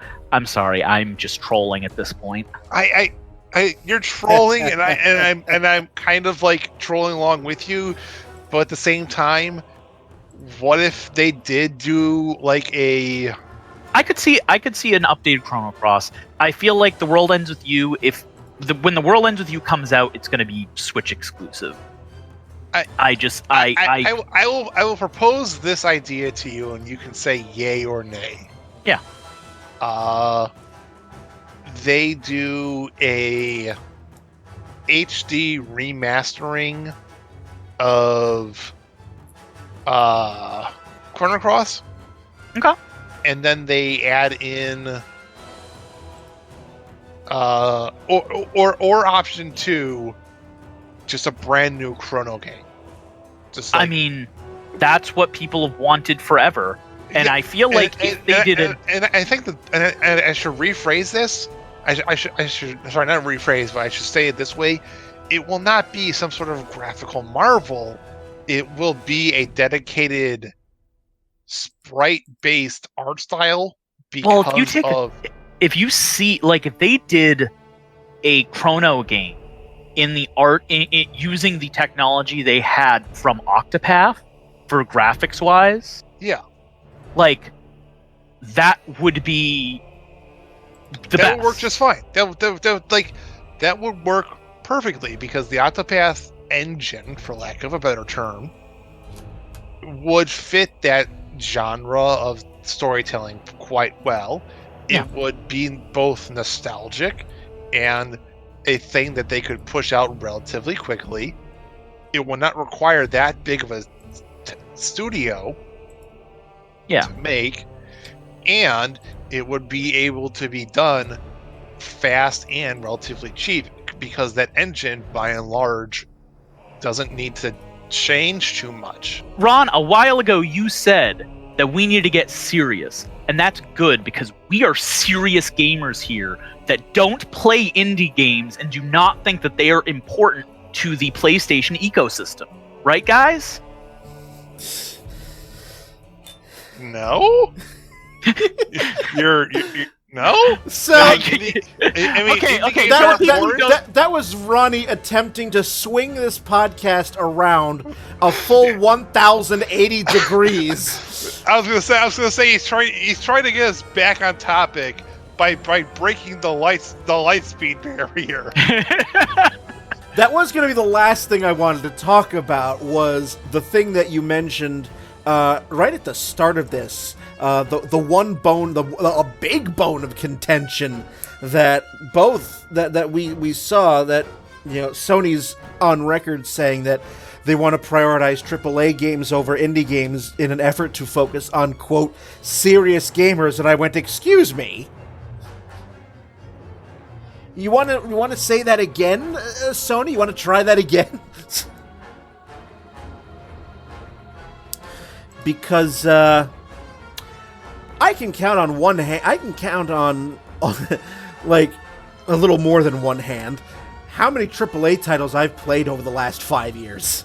Like the PS3 and the PS4, to a point, has hung their hat on how friendly they've been to the indie game community, and it paid back for them multifold. When they had holes in their release schedule, they had big indie games that they could point to, and that they could give out. I believe they've done some indie game ones in their PlayStation Now, is it? My brain's farting on me. Their service. But either way, they've benefited a lot from the indie community. So this and that announcement from them really feels like a sucker punch. And the only thing that makes sense to me on it is the Switch has become the de facto home for indie games, and rather than try to take that spot back from the Switch, it feels like they're just conceding the point.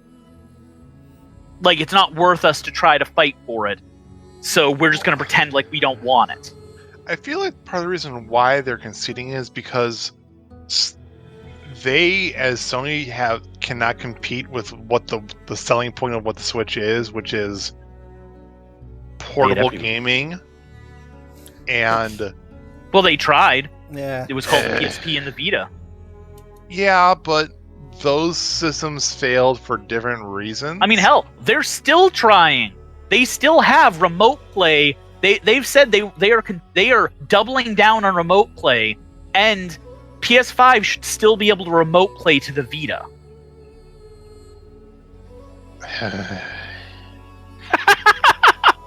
The long-suffering sigh. I mean, they've already confirmed they're doubling down with remote play. They're going to have remote play now that will go to PCs or Macs. So you can literally stream your PS5 to your computer if you want to play your games there if you don't have access to your TV or something. And from our understanding, all the original remote play stuff is still valid, which means Vita will still work. Even though Vita is not considered part of the current ecosystem. No, the point I was trying to make was the Switch is a console designed to be portable, and that takes advantage of most indie games being relatively short, in the sense of they can generally be finished in like 10 hours or less. in a general loose sense, combined with the fact that they often encourage saving multiple times wherever you want, or saving or save rooms very, very rapidly. This also encourages being able to pick it up and put it down relatively quickly, which is a thing that Sony just straight up cannot compete with. So I get, if that's their logic behind it, then I guess that makes sense, but they should still try to cater to an indie developers that want to put their game on an actual console. Like, just don't mention indie game. Like, confirming they're going to prioritize AAA games over indie games, you want to know what that sounds like? That sounds like marketing bullshit. It also, you publicly announced that, and any indie dev that had thoughts about that sharing their product are now going to take a hard look and go, well, if Sony's not going to give us the support we need, well, fuck them. They're taking a hard stand to try to get the hardcore audience, to take them as their primary console. When, as we know, typically the hardcore audience tends towards the Xbox.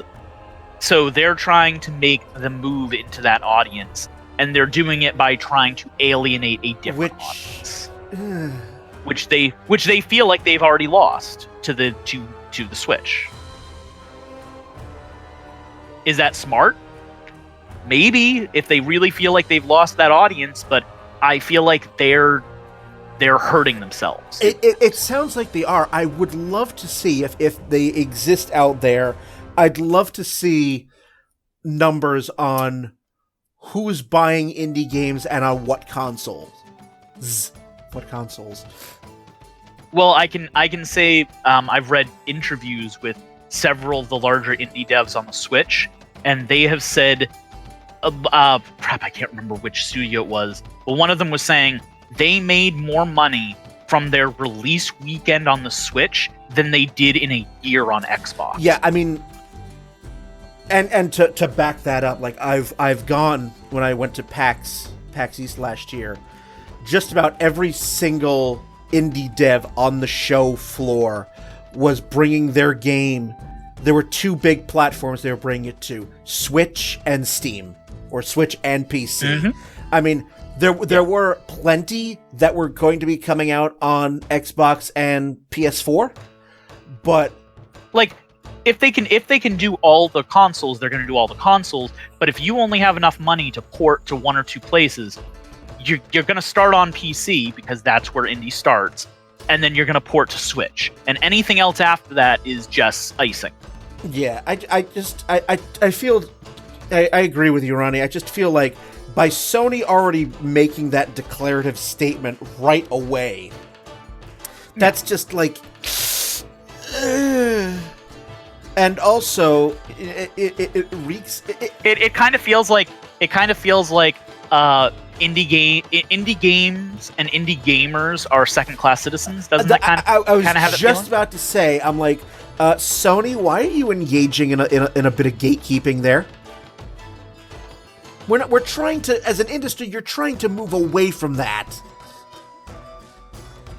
I mean, here's the thing, though. We still have those divisions in games where we have people who consider themselves hardcore gamers.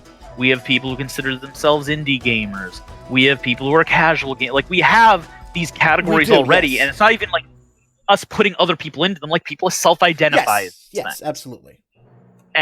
And they want to move into that. They probably have found that the money they get, which they got from indie games, is not equal to the amount that they could be getting from core gamers. So they decided they're going to try to move into that core demographic that Xbox... Well, I mean, they both have the hardcore players, but typically you find a greater portion of them in Xbox. So now PlayStation's trying to move into that space. And if they've already lost the indies, I mean, that probably makes sense, but there's a difference between losing the indies and then alienating everyone who enjoys indie games. Yeah. I'm just like, ooh, that's a little early to start making that sort of declarative statement, don't you think, Sony? But apparently not. I mean, they haven't even shown the system yet, and they've made that declarative statement. I mean, I think we've seen a prototype, an image. Well, I was going to say, I'm pretty sure at this point, this is an outgrowth of one of their core legs to the table that they're building, and that core leg is they are going to take the core demographic back. That's what a lot of this sounds like. Here's the question I have. Yeah. When do they lose it? Because I'm pretty sure Sony's won this console generation handily. Yes, but okay. You can correct me if I'm wrong, but from what I've always gathered, the hardcore core audience of hardcore gamers tends to be Xbox.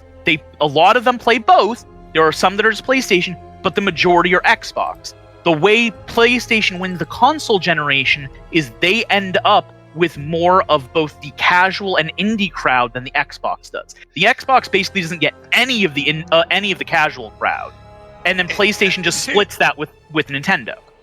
And here's the question I have then: what makes the hardcore person think I'm going to play my game on the Xbox and not go, I'm going to play my game on a PC? Because a lot of what the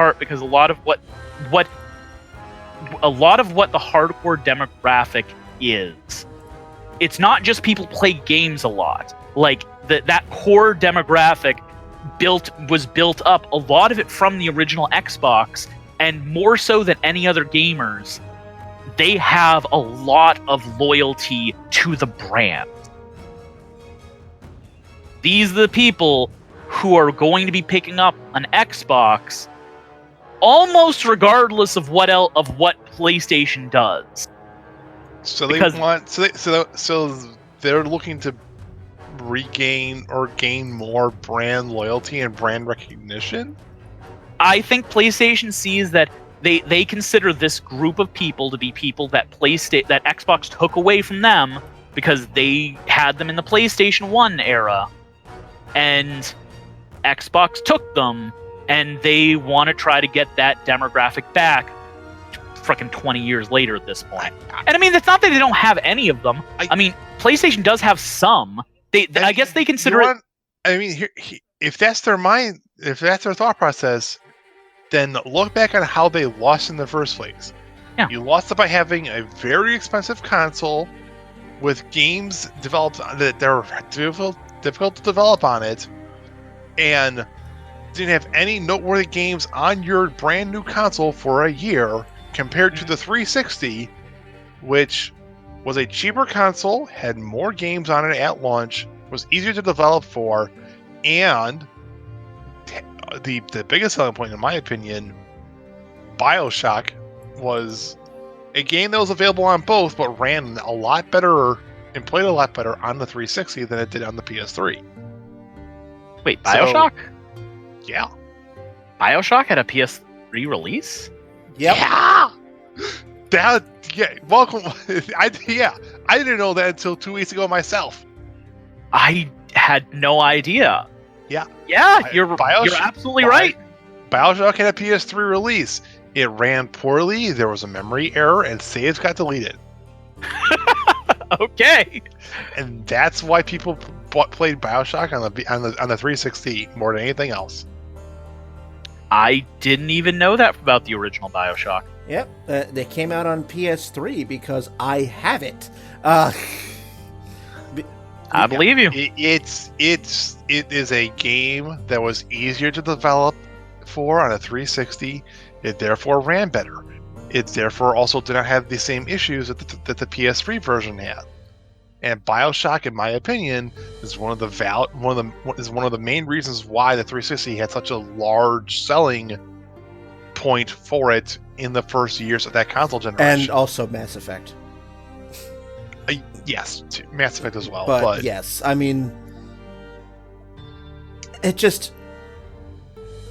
like, it surprises me that Sony is making a move, to try to recapture the quote-unquote core market, because especially in this era where game exclusivity, console exclusivity is almost nil.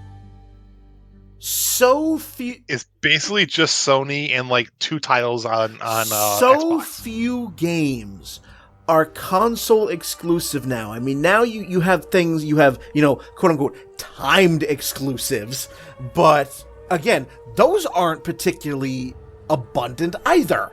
So the fact that Sony is like where you need to recapture, the serious market, I'm like, yeah, but like 98% of all the games that come out on both platforms.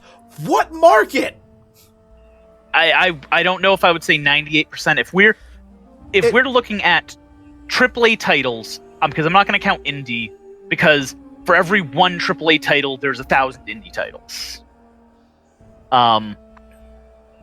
But if we're talking AAA games, like, I would say probably 80% come out on both systems. That's still a very high percent.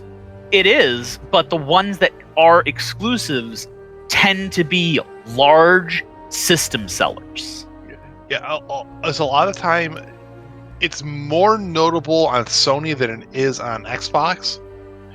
To my knowledge, the big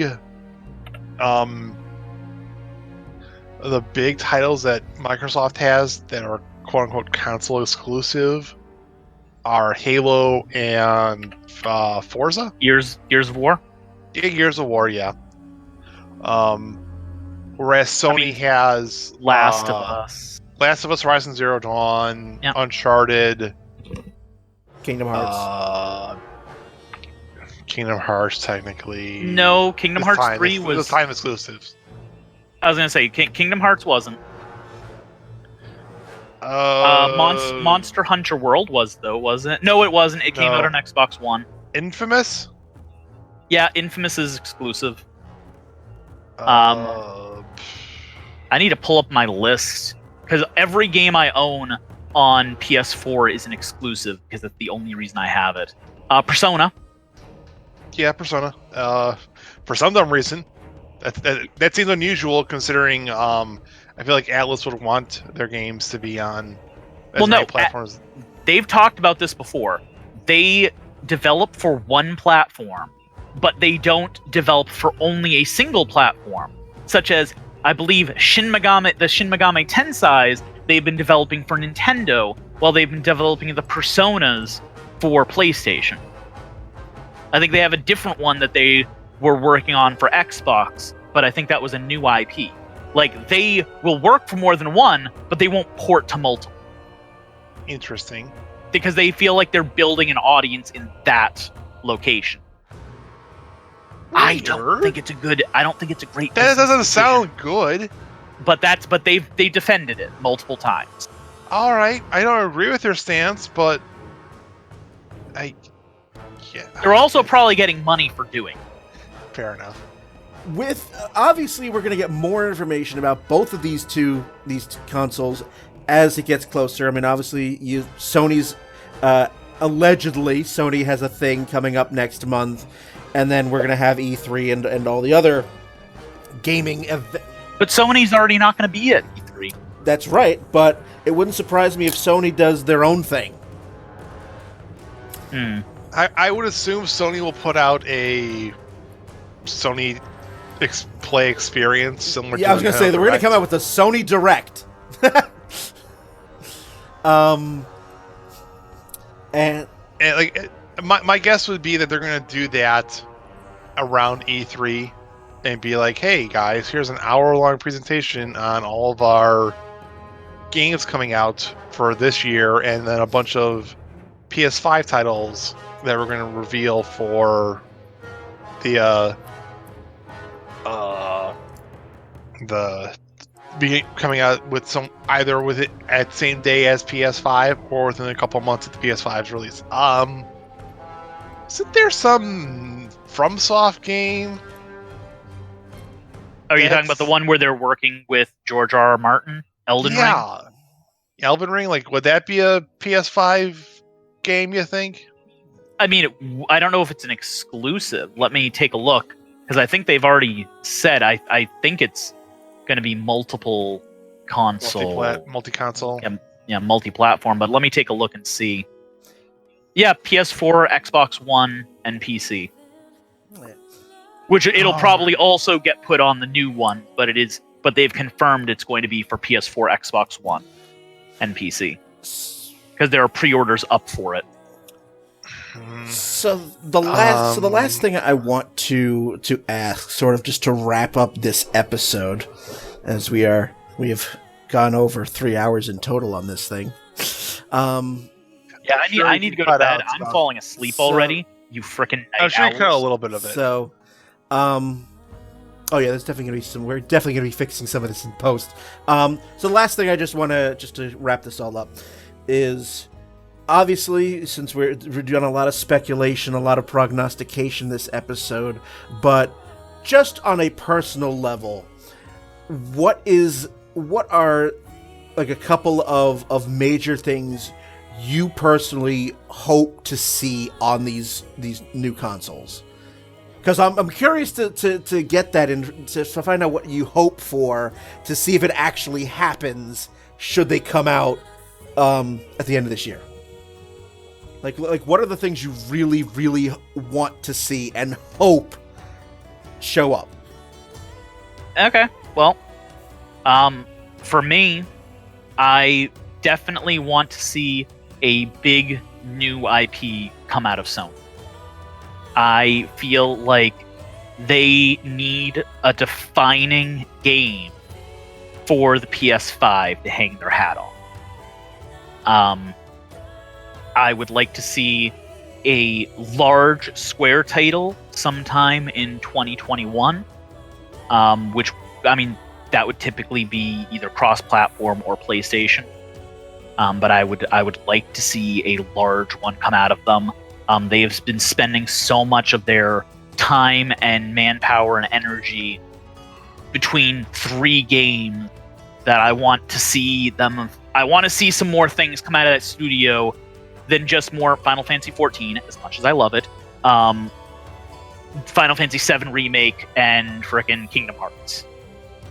I want to see some more things. I feel like with Kingdom Hearts 3 mostly being done, and I say the word mostly because who the fuck knows how they're going to handle DLC. Well, for that game. The main DLC should be out soon. Yeah, and we'll see how that goes. Remind. Yeah, and then we have 7 Remake. I would assume that we'll see part 2 of that come out probably end of 2021 for the PS5. Okay. I would also assume then Final Fantasy 16 gets announced sometime next year. Like my pie in the sky dream is that it's actually a day 1 release title, but that ain't gonna fucking happen.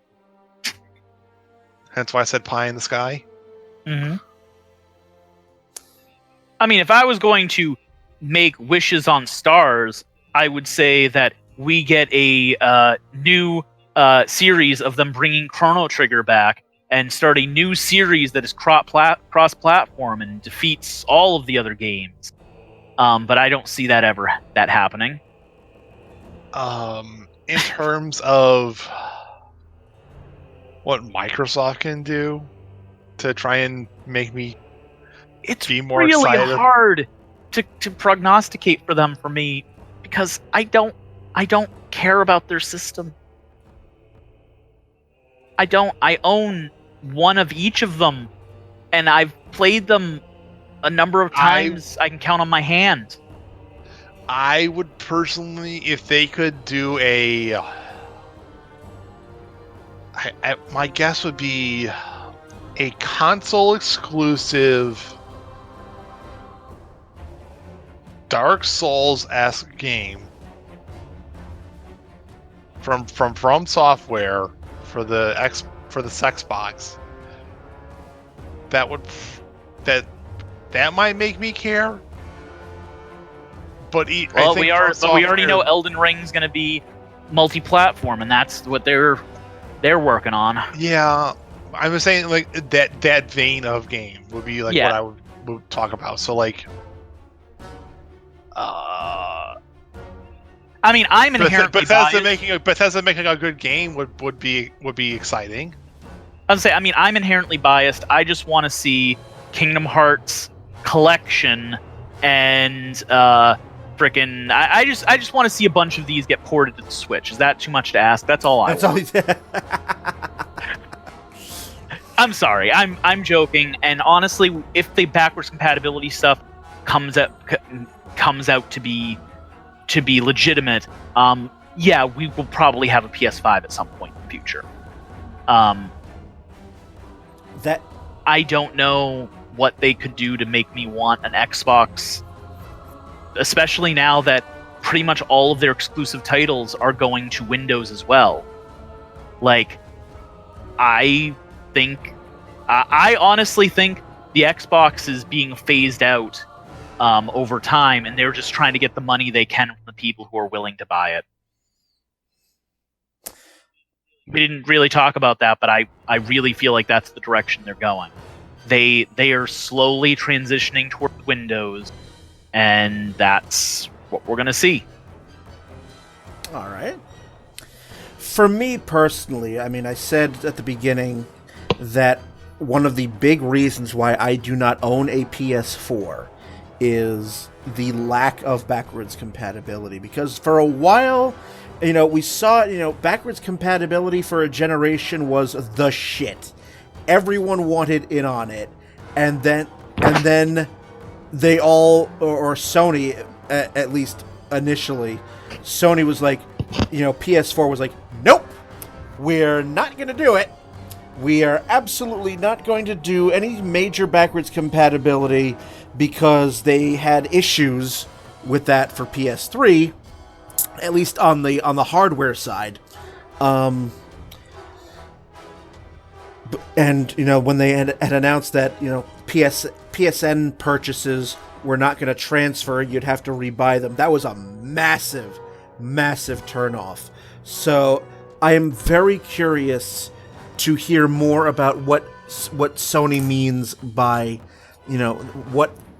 how far does the backwards compatibility go? Because I still have pretty much every physical disc, PS1, PS2, and PS3. I haven't really sold too much of those. So do I, and if the patents are correct, you should be able to play all those. I hope so. If that is the case, there is a distinct possibility that I will own a PS5. Because I can't play any of those on my PS4. Hey, and I was gonna say, and you'll have a whole. I thought you didn't own a PS4. I said I don't own a PS4 because I can all these discs I can't use on it. Yeah. Well, you couldn't use the PS1 ones on your PS3. Yes, either. I can. I have one of the. You have one of the original. He's got one of the release the PS3s. Okay. Yep. Awesome. Yep, I have one of the very early... Most people can't. I have one of the very early PS3s that has that feature. Okay. Well, just think, when you get your PS5, you'll be able to play all those games, and you'll have a whole generation of games that you never got to play. And that then, like I said, if Sony genuinely goes that route, I will buy a PS5. And finally clear some space on my entertainment center because it's got my PS2 and PS3 sitting on it. And I'd like to make some room, please. So that is... I do not see myself owning a Sexbox. Oh, by the way, I will make one other dream wish. a Ni no Kuni 3. Okay. Put that out on PlayStation 5, and we'll probably buy it for that, because that's basically why we got a PlayStation 4. Fair enough. That and Persona 5. That was actually Deja. That was literally why we bought it, wasn't it? Just Ni no Kuni 2 and Persona 5. That was what sold us a PS4. I don't see myself wanting to pick up an Xbox Series X because I already have a PC, and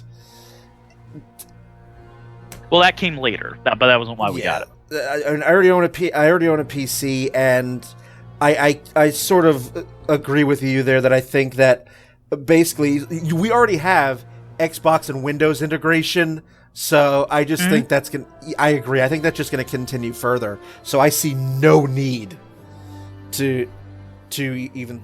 I don't see that happen. I don't see... Like, people are talking about how they'll see the consoles going away. I go, PlayStation are going to fight tooth and nail because they lose their platform if they don't produce a console. And they lose a lot of money from the sales on the games that they don't make, but they're on their console, so they get a cut. But serves, the consoles are one of the few things they're actually making money for Sony as a company as a whole. Yeah. So Xbox can continue its integration, but in the end, it might just be Sony against Nintendo eventually if Microsoft goes all in on Windows gaming for consoles. But who knows? Maybe they won't get that far, because they're not going to move out if they don't have the people moving to Windows.